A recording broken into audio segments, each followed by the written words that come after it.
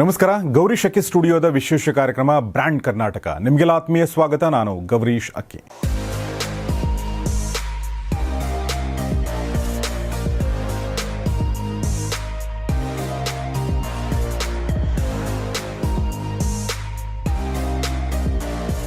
ಸ್ನೇಹಿತರೆ, ಬ್ರ್ಯಾಂಡ್ ಕರ್ನಾಟಕ ಕಾರ್ಯಕ್ರಮದಲ್ಲಿ ನಾವು ಸಾಕಷ್ಟು ಕಾರ್ಯಕ್ರಮಗಳನ್ನು ಮಾಡಿದ್ದೀವಿ. ಸಾಕಷ್ಟು ಉದ್ದಿಮೆದಾರರನ್ನ, ಬಿಸ್ನೆಸ್ ಮನ್ಗಳನ್ನ ಪರಿಚಯ ಮಾಡಿಕೊಟ್ಟಿದ್ದೀವಿ. ಅವರ ಬಿಸ್ನೆಸ್ ಬಗ್ಗೆ, ಅವ್ರ ಲೈಫ್ ಬಗ್ಗೆ, ಅವರು ನಡೆದು ಬಂದ ಹಾದಿಯ ಬಗ್ಗೆ ನಿಮಗೆ ತಿಳಿಸ್ಕೊಟ್ಟಿದ್ದೀವಿ.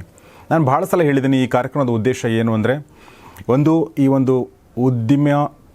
ಒಂದು ಉದ್ಯಮಶೀಲತೆ ಅಂದರೆ ಆಂಟ್ರಪ್ರಿನರ್ಶಿಪ್ ಸ್ಪಿರಿಟ್ ಇರುತ್ತಲ್ಲ, ಅದನ್ನು ಬೆಳೆಸಬೇಕು ಅನ್ನೋದು ಒಂದು ಇದ್ರ ಉದ್ದೇಶ. ಆದರೆ ಎರಡನೇ ಉದ್ದೇಶ ಏನು ಅಂದರೆ, ಒಬ್ಬ ಉದ್ದಿಮೆದಾರ ಅಥವಾ ಒಬ್ಬ ಬಿಸ್ನೆಸ್ ಮ್ಯಾನ್ ಅಥವಾ ಆಂಟ್ರಪ್ರಿನರ್ ನಡೆದು ಬಂದ ಹಾದಿ ನಾವು ತಿಳ್ಕೊಳ್ಬೇಕು ಅನ್ನೋದು. ಸೊ ದಟ್ ಅವರು ಏನೆಲ್ಲ ಸವಾಲುಗಳನ್ನ ಎದುರಿಸಿದ್ರು, ಅವರೇನೆಲ್ಲ ಸರಿಗಳನ್ನ ಮಾಡಿದರು, ತಪ್ಪುಗಳನ್ನ ಮಾಡಿದರು, ಅದೆಲ್ಲವನ್ನು ತಿಳ್ಕೊಂಡ್ರೆ ಈ ಕ್ಷೇತ್ರದಲ್ಲಿ ಆಸಕ್ತಿ ಇರೋರಿಗೆ ಹೆಲ್ಪ್ ಆಗುತ್ತೆ ಅಂತ ಅನ್ನೋ ದೃಷ್ಟಿಯಿಂದ. ಸೊ ಇವತ್ತು ನಾನು ನಿಮಗೆ ಇಂಟ್ರೊಡ್ಯೂಸ್ ಮಾಡ್ತಾ ಇದ್ದೀನಿ ನಮ್ಮೊಂದಿಗೆ ಇರುವಂಥ ವ್ಯಕ್ತಿನ.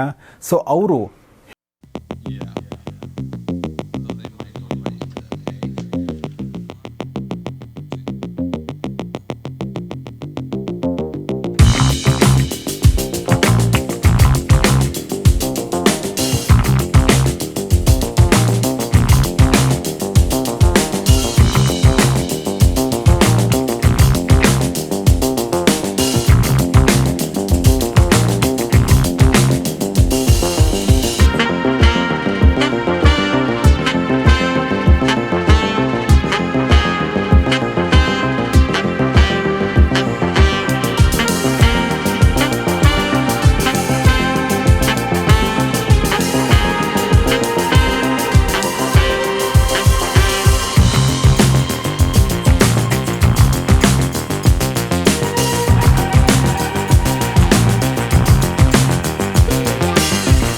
ಹಟ್ಟಂಗಡಿ ಅಂತ ಹೆಸರು ಹೇಳಿದ ತಕ್ಷಣ ನಿಮಗೆ ಗೊತ್ತಾಗದೇ ಇರಬಹುದು.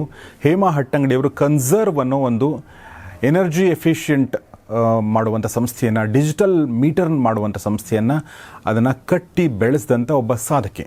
ಇವರು ಕನ್ನಡ ಮೂಲದವರು, ಕರ್ನಾಟಕ ಮೂಲದವರು, ಆದರೆ ಹುಟ್ಟಿದ್ದು ದೆಹಲಿಯಲ್ಲಿ, ಬೆಳೆದದ್ದು ಧಾರವಾಡದಲ್ಲಿ. ಅದಾದ ನಂತರ ಇವರು ತುಂಬ ದೊಡ್ಡ ಮಟ್ಟಕ್ಕೆ ತಮ್ಮ ಸಂಸ್ಥೆಯನ್ನು ತಗೊಂಡು ಹೋಗ್ತಾರೆ.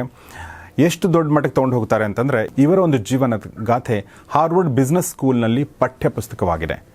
ಓಕೆ, ಸೊ ಅದು ನಮ್ಗೆ ಗೊತ್ತಾಗುತ್ತೆ ಅವರ ಸಾಧನೆ ಎಂಥದ್ದು ಅಂತ. ಆಮೇಲೆ ಇನ್ನೊಂದು ತುಂಬ ದೊಡ್ಡ ಸಂಸ್ಥೆ, ಸ್ನೇಡರ್ ಅನ್ನೋ ಎಲೆಕ್ಟ್ರಿಕ್ ಸಂಸ್ಥೆ, ಇವರ ಸಂಸ್ಥೆನ ಬೈ ಮಾಡುತ್ತೆ. ಸೊ ಇದು ತುಂಬ ನಟ್ಶಲ್ ತುಂಬ ಸಂಕ್ಷಿಪ್ತವಾಗಿ ಹೇಳಿದೆ. ಆದರೆ ಇವತ್ತು ಈ ಒಂದು ಸಂಸ್ಥೆಯನ್ನು ಬೆಳೆಸಿದ, ಈ ಸಂಸ್ಥೆಯ ಜೊತೆಗೆ ನಿಂತ್ಕೊಂಡ ಮತ್ತು ಈ ಸಂಸ್ಥೆಯ ಎಲ್ಲ ಸವಾಲುಗಳನ್ನ ಎದುರಿಸಿ ವಿಶ್ವ ಮಟ್ಟದಲ್ಲಿ ಈ ಸಂಸ್ಥೆಯನ್ನು ಗುರುತಿಸುವಂತೆ ಮಾಡಿದಂಥ ಸಾಧಕಿ ಮತ್ತು ಈ ಕಂಪನಿ ಅಂದರೆ ಕನ್ಸರ್ವ್ ಅಂತ ಕಂಪನಿಯ CEO ಆಗಿದ್ದಂಥ ಹೇಮಾ ಹಟ್ಟಂಗಡಿಯವರು ನಮ್ಮೊಂದಿಗಿದ್ದಾರೆ. ಬನ್ನಿ ಅವ್ರನ್ನ ಸ್ವಾಗತಿಸೋಣ. ಮೇಡಮ್, ನಿಮಗೆ ಸ್ವಾಗತ ಮತ್ತು ನಮಸ್ಕಾರ ಈ ಕಾರ್ಯಕ್ರಮಕ್ಕೆ. ನಮಸ್ಕಾರ. ಎಸ್. ಸೊ ಹೇಮಾ ಹಟ್ಟಂಗಡಿಯವರಿಗೆ ಮೊದಲನೇ ಪ್ರಶ್ನೆ, ಯಾವುದೇ ಒಬ್ಬ ವ್ಯಕ್ತಿಯ ಜೀವನ ಗಾಥೆ ನೋಡಿದರೆ, ಆತನ ಸಾಧನೆ, ಆತನ ಅಥವಾ ಆಕೆಯ ಸಾಧನೆ ನೋಡಿದರೆ ಅದರಲ್ಲಿ ಬಾಲ್ಯ ತುಂಬ ಇಂಪಾರ್ಟೆಂಟ್ ಆದ ರೋಲನ್ನು ಪ್ಲೇ ಮಾಡಿರುತ್ತೆ. ನಾವು ಕೆಲವೊಂದು ಸಲ ಅಂತೀವಿ ಬೆಳೆಯುವ ಸಿರಿ ಮೊಳಕೆಯಲ್ಲೇ ಅಂತ, ಬಟ್ ಅದು ಭಾಳ ಸಲ ಅದು ನಿಜ ಅಂತ ಅನಿಸಲ್ಲ. ಕೆಲವೊಂದು ಸಲ ಬಾಲ್ಯದಲ್ಲಿ ಯಾವ ಸಿರಿನೂ ತೋರಿಸದೇ ಇದ್ರೂ ಕೂಡ ತುಂಬ ದೊಡ್ಡ ಮಟ್ಟಕ್ಕೆ ಎತ್ತರಕ್ಕೆ ಬೆಳೆದವರು ಅಂತ ನೋಡ್ತೀವಿ. ಆದರೆ ಏನೋ ಒಂದು ಪ್ರಭಾವ ಖಂಡಿತ ಇದ್ದೇ ಇರುತ್ತೆ ಅಂತ ನನಗನ್ಸುತ್ತೆ. ಸೊ ನಿಮ್ಮ ಬಾಲ್ಯ, ದೆಹಲಿಯಲ್ಲಿ ಕಳೆದಂಥ ನಿಮ್ಮ ಬಾಲ್ಯ ಹೇಗಿತ್ತು ಮತ್ತು ಆ ಬಾಲ್ಯದಲ್ಲಿ ನಿಮಗೆ ನಿಮ್ಮ ಸಾಧನೆಗೆ ಪೂರಕವಾಗಿರುವಂಥ ಅಂಶಗಳೇನಿದ್ದು ಮೇಡಮ್? ನಾನು ಡೆಲ್ಲಿನಲ್ಲಿ ಹುಟ್ಟಿದ್ದು. ನಮ್ಮ ತಂದೆ ಕೇಂದ್ರ ಸರ್ಕಾರದಲ್ಲಿ ಕೆಲಸ ಮಾಡ್ತಿದ್ರು. ನಮ್ಮ ಕುಟುಂಬದಲ್ಲಿ ತಂದೆ, ತಾಯಿ ಮತ್ತೆ ನಾವು 4 ಹೆಣ್ಣು ಮಕ್ಕಳು. ನಾನು ಎಲ್ಲಕ್ಕಿಂತ ಚಿಕ್ಕವಳು. ಡೆಲ್ಲಿನಲ್ಲಿ ನಮ್ಮ ಕೊಂಕಣಿ ಸಮಾಜದ್ದು ಹಲವಾರು ಕಾರ್ಯಕ್ರಮ ನಡೆದಿತ್ತು. ನನ್ನ ಯಜಮಾನ್ರು ಅಶೋಕ್, ಅವ್ರ ಕುಟುಂಬ ಕೂಡ ಡೆಲ್ಲಿನಲ್ಲಿ ನಮ್ ಜೊತೆಗೇನೆ ಇದ್ರು. ನಾವು ಜೊತೆಗೇನೆ ಇದೇ ಕೊಂಕಣಿ ಸಮಾಜದಲ್ಲಿ ಕಾರ್ಯಕ್ರಮದಲ್ಲಿ ಭಾಗವಹಿಸ್ತಿದ್ದೇವೆ. ಆ ಸಮಯದಲ್ಲಿ ಸರ್ಕಾರದ ಸಂಬಳ ತುಂಬಾ ಕಡಿಮೆ ಬರ್ತಿತ್ತು. ಅದರಲ್ಲಿ 4 ಹುಡುಗಿಯರನ್ನು ಬೆಳೆಸೋದು ಮತ್ತೆ ಓದಿಸುವುದು ತುಂಬಾ ಕಷ್ಟ ಆಗಿದೆ. ಆದ್ರೂ ನಮ್ಮ ತಂದೆ ತಾಯಿ ನಮ್ಮ ಬೆಳವಣಿಗೆಯ ಯಾವ ಖರ್ಚನ್ನು ಕಡಿಮೆ ಮಾಡ್ಲಿಲ್ಲ. ಅತಿ ಉತ್ತಮವಾದ ಇಂಗ್ಲಿಷ್ ಮೀಡಿಯಂ ಕಾನ್ವೆಂಟ್ ಸ್ಕೂಲ್ನಲ್ಲಿ ಒಳ್ಳೆ ಶಿಕ್ಷಣ ಕೊಡಿಸಿದ್ರು. ಶಾಲೆಯಿಂದ ಮನೆಗೆ ಬಂದು ಹಿಂದೂಸ್ತಾನಿ ಸಂಗೀತ್ ಮತ್ತೆ ಭರತನಾಟ್ಯಂ ನೃತ್ಯ ಕಲೀಲಿಕ್ಕೆ ನನಗೆ ಅವಕಾಶ ಕೊಟ್ರು. ನಾನು 13 ವರ್ಷ 13 ಇಯರ್ಸ್ ಇರುವಾಗ ನಮ್ ತಂದೆ ರಿಟೈರ್ ಆಗಿ ಧಾರವಾಡಿಗೆ ಬಂದ್ಬಿಟ್ರು. ಈ ಹೊಸ ಊರಲ್ಲಿ ಎಲ್ಲ ಹೊಸ ಅನುಭವ. ಶಾಲೆನಲ್ಲಿ ನಾನು ಸಂಸ್ಕೃತ ಭಾಷೆ ತೆಗೆದುಕೊಂಡಿದ್ದೆ. ಆದ್ರೂ ನನ್ನ ಆಸಕ್ತಿಯಿಂದ ಕನ್ನಡ ಓದಲು, ಬರೆಯಲು ಮತ್ತು ಮಾತನಾಡಲು ಕಲಿತೆ. Very nice. ಕನ್ನಡ ಸಿನಿಮಾ, ಹಾಡು, ಜನಪದ ಇತ್ಯಾದಿ ನಾನು ತುಂಬಾ ಇಷ್ಟಪಡ್ತಿದ್ದೆ. SSLC ನಲ್ಲಿ ಸ್ಕೂಲಲ್ಲಿ ನನ್ಗೆ ಫಸ್ಟ್ ರ್ಯಾಂಕ್ ಮತ್ತೆ ಧಾರವಾಡ ಡಿಸ್ಟ್ರಿಕ್ಟ್ ಅಲ್ಲಿ 3ನೇ ರ್ಯಾಂಕ್ ಸಿಕ್ಕಿತ್ತು. ಸೊ ನ್ಯಾಷನಲ್ ಮೆರಿಟ್ ಸ್ಕಾಲರ್ಶಿಪ್ ಸಿಕ್ಕಿದ ಕಾರಣ ತಂದೆಗೆ ನನ್ನ ಫೀಸಿನ ಸಮಸ್ಯೆ ಒಟ್ಟಿಗೆ ಇರ್ಲಿಲ್ಲ. ನಾನು BCom ನನ್ನು ಜನತಾ ಶಿಕ್ಷಣ ಸಮಿತಿ ಅಂದ್ರೆ ವೀರೇಂದ್ರ ಹೆಗಡೆ ಅವ್ರ ಸಂಸ್ಥೆನಲ್ಲಿ ಮಾಡಿ ಕರ್ನಾಟಕ ಯೂನಿವರ್ಸಿಟಿನಲ್ಲಿ 10th ರ್ಯಾಂಕ್ ಗಳಿಸಿ. ಶಾಲೆ ಮತ್ತೆ ಕಾಲೇಜಲ್ಲಿ ಚರ್ಚೆ ಮತ್ತು ಪ್ರಬಂಧ ಸ್ಪರ್ಧೆಗಳಲ್ಲಿ ನಾನು ಭಾಗವಹಿಸ್ತಿದ್ದೆ. ನಾನು 17 ಇಯರ್ಸ್ ಇದ್ದಾಗ ಮಕ್ಕಳಿಗೆ ಪಾಠ ಹೇಳ್ಕೊಡ್ತಿದ್ದೆ. ಮನೆ ಮನೆಗೆ ಸಾಮಾನು ಮಾರಿ ಕಮಿಷನ್ ನಲ್ಲಿ ನಾನು ನನ್ನ ಖರ್ಚನ್ನು ನೋಡ್ಕೊಳ್ತಿದ್ದೆ. BCom ಫೈನಲ್ ಅಲ್ಲಿ ಇರುವಾಗ ಮಾತ್ರ ನಮ್ ತಂದೆ ಕ್ಯಾನ್ಸರ್ ಆಗಿ ತೀರ್ಕೊಂಡು ಹೋದ್ರು. ಮಾರ್ಚ್ ಅಲ್ಲಿ ಗ್ರಾಜುಯೇಷನ್ ಆಯ್ತು, ಮೇ ನಲ್ಲಿ ನನ್ ಮದುವೆ ಆಯ್ತು. ಮದುವೆ ಆಗಿ 3 ತಿಂಗಳಿನಲ್ಲಿ ಅಶೋಕ್ ಅವರು USA MS ಮಾಡ್ಲಿಕ್ಕೆ ಹೋಗ್ಬಿಟ್ರು. ನನಗೆ ಅದೇ ಸಂಸ್ಥೆದಲ್ಲಿ MBAಗೆ ಅಡ್ಮಿಷನ್ ಸಿಕ್ಕಿತ್ತು, ಆದ್ರೂ ವೀಸಾ ಸಿಕ್ಕಿಲ್ಲ. ನಮ್ಮ ಅತ್ತೆ ಮತ್ತೆ ಮಾವನವರು IIM ಎಕ್ಸಾಮಿಗೆ ಇಂಡಿಯಾನಲ್ಲಿ ಕೂತ್ಕೊಳ್ಳಿಕ್ಕೆ ತುಂಬಾ ಪ್ರೋತ್ಸಾಹನ ಕೊಟ್ರು. ಎಕ್ಸಾಮ್ ಪಾಸ್ ಆಗಿ ನಾನು IIM ಕ್ಯಾಲ್ಕಟಾನಲ್ಲಿ ಅಡ್ಮಿಟ್ ಆಗಿದ್ದೆ. ಆ ನಂತರ ನನ್ಗೆ ಅಡ್ವರ್ಟೈಸಿಂಗ್ ಮತ್ತೆ ಕಮ್ಯುನಿಕೇಶನ್ ಅಲ್ಲಿ ತುಂಬಾ ಇಂಟ್ರೆಸ್ಟ್ ಇತ್ತು. ಬೆಂಗಳೂರಲ್ಲಿ ಅಡ್ವಿಟ್ ಅಂತ ಒಂದು ಏಜೆನ್ಸಿನಲ್ಲಿ ಕ್ಲೈಂಟ್ ಸರ್ವಿಸ್ ಎಕ್ಸಿಕ್ಯೂಟಿವ್ ಆಗಿ ಕೆಲಸ ಮಾಡ್ತಿದ್ದೆ. ಆಮೇಲೆ ಅದೇ ಸಂಸ್ಥೆನಲ್ಲಿ ಜನರಲ್ ಮ್ಯಾನೇಜರ್ ಆಗಿದೆ. ಅಂಡ್ ಕನ್ಸರ್ವ್ ನಲ್ಲಿ ನನ್ನ ಪ್ರಯಾಣ ಶುರು ಆಗುವವರೆಗೆ ನಾನ್ ಅಡ್ವರ್ಟೈಸಿಂಗ್ ನಲ್ಲಿಯೇ ಇದೆ. ಇದು ನಂದು ಬಾಲ್ಯದ ಅಂಡ್ ಸ್ಕೂಲ್ ಕಾಲೇಜದ ಸ್ಟೋರಿ. ಸೊ ನಿಮ್ಮ ಬಾಲ್ಯದ ಒಂದು ಮಾತುಗಳನ್ನ ಕೇಳ್ತಾ ಇದ್ರೆ ನನಗೊಂದು ಅನಿಸಿದ್ದು ಏನಂತಂದರೆ, ಈಗ ನಾನು ಹೇಳಿದ್ನಲ್ಲ, ಬೆಳೆಯುವ ಸಿರಿ ಮೊಳಕೆಯಲ್ಲೇ ಕೆಲವೊಂದ್ಸಲ ನಿಜ ಆಗದೆ ಇರ್ಬೋದು ಅಂತ. ಆದರೆ ಗಮನ ಇಟ್ಟು ನೋಡಿದರೆ ಬಹುಶಃ ಆ ಒಂದು ಸಿರಿಯ ಸಂಕೇತಗಳಲ್ಲಿ ಕಾಣ್ತಾವಂತ ಅನಿಸುತ್ತೆ. ನೀವು ಯಾವುದೋ ಪ್ರಾಡಕ್ಟ್ಗಳು ಮಾರ್ತಾ ಇದ್ರಿ ಕಮಿಷನ್ಗೆ ಅಂತ ಹೇಳಿದ್ರಲ್ಲ, ಬಹುಶಃ ಬಿಸ್ನೆಸ್ ಆಂಟ್ರಪ್ರಿನರ್ಶಿಪ್ ಅದು ಬಂದಿದೆ ಅಂತ ಅನಿಸುತ್ತೆ ನನಗೆ. ಸೊ ತುಂಬ ಚೆನ್ನಾಗಿ ಹೇಳಿದ್ರಿ ನಿಮ್ಮ ಬಾಲ್ಯವನ್ನು. ಹೇಮಾ ಅವ್ರ ಬಾಲ್ಯವನ್ನು ಗಮನಿಸಿದರೆ ಅದು 2 ವಿಭಾಗಗಳಲ್ಲಿ ವಿಂಗಡಿಸಿದೆ ಅನಿಸುತ್ತೆ. ಒಂದು ದೆಹಲಿ, ಇನ್ನೊಂದು ಧಾರವಾಡ ಅಲ್ವಾ? ಒಟ್ಟಾರೆ ಅಂದರೆ ಮದುವೆ ತನಕ ಜೀವನ. ಸೊ ಅವೆರಡೂ ನಗರಗಳು, 2 ಸಂಸ್ಕೃತಿಗಳು ಎಲ್ಲವೂ ಇವ್ರ ಮೇಲೆ ಪ್ರಭಾವ ಬೀರಿದೆ ಅನಿಸುತ್ತೆ. ಬನ್ನಿ ಹಾಗಾದರೆ ಈಗ 2ನೇ ಪ್ರಶ್ನೆ ಕೇಳೋಣ. ಹೇಮಾ ಅವರ ಜೀವನ ಗಮನಿಸಿದ್ರೆ ಅವರು ತುಂಬ ಒಳ್ಳೆ ಎಜುಕೇಷನ್ ಸಿಕ್ಕಿದೆ ಅನ್ನೋದು ಗೊತ್ತಾಗುತ್ತೆ. ತುಂಬ ಪ್ರತಿಭಾವಂತ ವಿದ್ಯಾರ್ಥಿ ಆಗಿದ್ದರು ಅನ್ನೋದು ಕೂಡ ಗೊತ್ತಾಗುತ್ತೆ. ಜೊತೆಗೆ ಅವರು IIMನಲ್ಲಿ, ಕೋಲ್ಕತ್ತಾ IIMನಲ್ಲಿ ಅವರು ಸ್ಟಡಿ ಮಾಡಿದ್ದಾರೆ, ಆ ಪದವಿ ಕೂಡ ತೊಗೊಂಡಿದ್ದಾರೆ. ಸೊ ಪ್ರಶ್ನೆ ಏನಂತಂದರೆ ಮೇಡಮ್, ಈಗ ಸೊ ಇಷ್ಟೆಲ್ಲ ಪದವಿಗಳನ್ನ ಗಳಿಸ್ಕೊಂಡ ಮೇಲೆ ನ್ಯಾಚುರಲಿ ಯಾರಿಗಾದ್ರೂ ಏನನ್ಸುತ್ತೆ, ಒಂದು ಒಳ್ಳೆ ಹುದ್ದೆ ಮಾಡಬೇಕು, ಒಂದು ಒಳ್ಳೆ ಕಂಪನಿನಲ್ಲಿ ಕೆಲಸ ಮಾಡಬೇಕು, ಒಳ್ಳೆ ಸಂಬಳ ತೊಗೋಬೇಕು, ಸೆಟ್ಲ್ ಆಗಬೇಕು ಅನ್ನೋದಿರುತ್ತೆ. ಆದರೆ ನೀವು ಆ ಸಂದರ್ಭದಲ್ಲಿ ನಿಮ್ಮ ಮಾವನವರು ಹುಟ್ಟು ಹಾಕಿದ್ದ ಮತ್ತು ನಿಮ್ಮ ಪತಿ ಮತ್ತು ನಿಮ್ಮ ಮಾವನವರು ನಡೆಸ್ತಾ ಇದ್ದಂಥ ಒಂದು ಕಂಪ್ನಿ, ಆ ಕಂಪ್ನಿ ಆವಾಗ ಆರ್ಥಿಕವಾಗಿ ದುಸ್ಥಿತಿಯಲ್ಲಿತ್ತು, ಅಂಥ ಏರ್ಮುಖ ಇರಲಿಲ್ಲ. ಸೊ ಅಂಥ ಸಂದರ್ಭದಲ್ಲಿ ನೀವು ಕನ್ಸರ್ವ್ ಅನ್ನೋ ಸಂಸ್ಥೆಗೆ ಯಾಕೆ ಸೇರ್ಕೊಂಡ್ರಿ?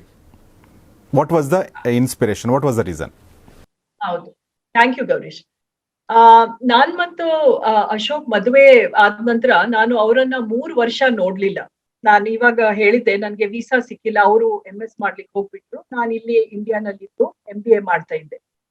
ಅವರು ಅಮೆರಿಕಾದಲ್ಲಿ MS ಮುಗಿಸಿ ಭಾರತಿಗೆ ವಾಪಸ್ ಬಂದು ತಮ್ಮ ತಂದೆ ಬೆಂಗಳೂರಿನಲ್ಲಿ ಶುರು ಮಾಡಿದ ಸಂಸ್ಥೆನಲ್ಲಿ ಕೆಲಸ ಮಾಡ್ತಾರೆ ಮತ್ತು ಬೆಂಗಳೂರಿನಲ್ಲಿನೇ ಇರ್ತಾರೆ ಅಂತ ನಾನು ಬೆಂಗಳೂರಿನಲ್ಲಿ ಇರುವ ಕಂಪನಿ ಹುಡುಕ್ತಾ ಇದ್ದೆ. ಲಿಂಟಾಸ್ ಇತ್ಯಾದಿ ತುಂಬಾ ದೊಡ್ಡ ಅಡ್ವರ್ಟೈಸಿಂಗ್ ಏಜೆನ್ಸಿಗಳು ನಮ್ಮ IIM ಕ್ಯಾಂಪಸ್ಗೆ ಬಂದು ಉದ್ಯೋಗದ ಅವಕಾಶ ಕೊಡ್ತಾ ಇದ್ರು. ಆದ್ರೆ ಇಂಥ ಸಂಸ್ಥೆಗಳಲ್ಲಿ ಕೆಲ್ಸದ ಮೇಲೆ ಬೆಂಗಳೂರು ಬಿಟ್ಟು ಆಗಾಗ ಹೊರಗೆ ಹೋಗ್ಬೇಕಂತ ಎಂದು ನಾನು ಬೆಂಗಳೂರಲ್ಲಿ ಇರೋದು ಅಡ್ವಿಟ್ ಅಂತ ಸಣ್ಣ ಕಂಪನಿನಲ್ಲಿ ಕೆಲಸ ಒಪ್ಕೊಂಡೆ. ನಮ್ಮ ಫ್ಯಾಮಿಲಿ ಸಂಸ್ಥೆ ಶುರು ಆಗೋವರೆಗೆ ನಾನು ಅಡ್ವಿಟ್ ನಲ್ಲಿನೇ ಬೆಂಗಳೂರಲ್ಲಿ ಬೇಸ್ ಆಗಿ ಇಲ್ಲೇ ಕೆಲಸ ಮಾಡ್ತಾ ಇದ್ದೆ. ಅದಕ್ಕೆ ಬಾಕಿ ಕ್ಯಾಂಪಸ್ ಇಂಟರ್ವ್ಯೂಸ್ ನಾನು ಅದು ಟೆಂಪ್ಟೇಷನ್ ಬರಬಾರ್ದು ಅಂತ ನಾನು ಬಾಕಿ ಯಾವ್ದು ಕಂಪನಿನ ನೋಡ್ಲೇ ಇಲ್ಲ.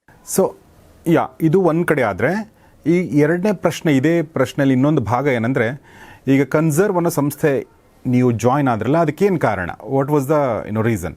ಅದು ನಮ್ದು ಮದ್ವೆ ಆಗಿದ ತಕ್ಷಣ ನಮ್ದು ಫಾದರ್ ಇನ್ ಲಾ ಅಂದ್ರೆ ಅವ್ರು ಇಡೀ ಲೈಫ್ ಸೇವಿಂಗ್ಸ್, ರಿಟೈರ್ಮೆಂಟ್ ಏನೇನ್ ಸೇವಿಂಗ್ಸ್ ಸಿಕ್ಕಿತ್ತು ಅದು ಈ ಕಂಪನಿ ಎನರ್ಜಿ ಎಫಿಷಿಯನ್ಸಿಯಲ್ಲಿ ಅವ್ರಿಗೆ ಒಂದು ವಿಷನ್ ಇತ್ತು, ಅದರಲ್ಲಿ ಹಾಕ್ಬಿಟ್ಟು ನಾನು ನಮ್ ಇಬ್ರು ಮಕ್ಕಳನ್ನ, ಅವರಿಗೆ ಇಬ್ರು ಗಂಡಸರು, ಅವರಿಗೆ ನಾನು ಇದು ಉದ್ಯಮ ದೊಡ್ಡದು ಮಾಡಬೇಕು ಅಂತ ಈ ಕಂಪನಿ ಅವರು ಶುರು ಮಾಡಿದ್ರು. ಅವಾಗ ಅಶೋಕ್ ನನ್ಗೆ ಹೇಳಿದ್ರು, ನೀನ್ MBA ಮಾಡ್ಕೊಂಡ್ ಬಂದಿದೀಯಾ, ಅಡ್ವರ್ಟೈಸಿಂಗ್ ಕಮ್ಯುನಿಕೇಶನ್ ಅಲ್ಲಿ ನಿನ್ಗೆ ತುಂಬಾ ಇಂಟ್ರೆಸ್ಟ್ ಇದೆ, ಅದಕ್ಕೆ ನಾವು ಚಿಕ್ಕದಿದ್ದೇವಿ, ಬಟ್ ನಿನ್ನಂಥ ಸ್ಕಿಲ್ಡ್ ಅಂಡ್ ಕಾಂಪಿಟೆಂಟ್ ಲೇಡಿ ನಮ್ಗೆ ಜಾಯಿನ್ ಆಗ್ಬಿಟ್ರೆ ನಮ್ ಫ್ಯಾಮಿಲಿಗೂ ಒಳ್ಳೇದಾಗುತ್ತೆ, ನಮ್ ಉದ್ಯಮಗೂ ಒಳ್ಳೇದಾಗುತ್ತೆ ಅಂತ ಅವ್ರು ನನ್ಗೆ ಪ್ರೋತ್ಸಾಹನ ಕೊಟ್ಟು, ಇನಿಷಿಯಲಿ ನನ್ಗೆ ಅನ್ಸ್ತಾ ಇತ್ತು IIM ಇಂದ ಬಂದಿದ್ದ ಹುಡುಗಿ ಇಷ್ಟು ಸಣ್ಣ ಕಂಪನಿನಲ್ಲಿ ಏನ್ ಮಾಡ್ಬಹುದು ಅಂತ. ಅದು ಇನ್ನೊಂದ್ ಕತೆ, ಕಂಪನಿ ಜಾಯಿನ್ ಆಗಿದ ನಂತರ ಏನಾಯ್ತು ಅಂತ ಇನ್ನು ಮುಂದೆ ನಾನು ಹೇಳಿ. ಖಂಡಿತ. This is the reason why I join the family. ನಾನು ಒಂದು ವಿಚಾರ ಮಿಸ್ ಮಾಡಿದೆ, ಆ ವಿಚಾರನ ಹೇಳ್ಬಿಡ್ತೀನಿ. ಇಂಟ್ರೊಡಕ್ಷನಲ್ಲಿ ಒಂದು ವಿಚಾರ ಮಿಸ್ ಮಾಡಿದೆ ನಾನು. ಸೊ ನಾನು ಹೇಮಾ ಹಟ್ಟಂಗಡಿಯವ್ರ ಬಗ್ಗೆ ಮಾತಾಡ್ತಾ ಇರಬೇಕಾದ್ರೆ, ಹೇಮಾ ಹಟ್ಟಂಗಡಿಯವರ ಸಾಧನೆ ಕುರಿತಾಗಿ ಈಗಾಗಲೇ ಒಂದು ಪುಸ್ತಕ ಬಂದಿದೆ ಇಂಗ್ಲೀಷ್ನಲ್ಲಿ, ಅದ್ರ ಹೆಸರು ಲಿಫ್ಟ್ ಆಫ್ ಅಂತ. ಕರೆಕ್ಟಾ ಮೇಡಮ್? ಹೌದು, ಲಿಫ್ಟ್ ಆಫ್ ಟ್ರಾನ್ಸ್ಫಾರ್ಮಿಂಗ್ ಕನ್ಸರ್ವ್. ಯಾ. ಸೊ ಆ ಪುಸ್ತಕ ಒಂದು ಅದ್ಭುತವಾದ ಪುಸ್ತಕ, ಒಂದು ಇನ್ಸ್ಪಿರೇಷನಲ್ ಪುಸ್ತಕ ಅಂತ ಅನಿಸಿ ಅದನ್ನು ಕನ್ನಡಕ್ಕೆ ತರಬೇಕು ಅಂತ ಹೇಳಿ ಒಂದು ಪ್ಲಾನ್ ಮಾಡಿ ಮೈಲ್ಯಾಂಗ್ ಸಂಸ್ಥೆ ಅದನ್ನು ಕನ್ನಡಕ್ಕೆ ತರ್ತಾ ಇದೆ. ಅಂದರೆ ಸಂಯುಕ್ತ ಪುಲಿಗಲ್ ಅವರು ಅದನ್ನು ಅನುವಾದ ಮಾಡಿ ಅದು ಮೈಲ್ಯಾಂಗ್ ಮೂಲಕ ಅದು ಪಬ್ಲಿಷ್ ಆಗ್ತಾ ಇದೆ.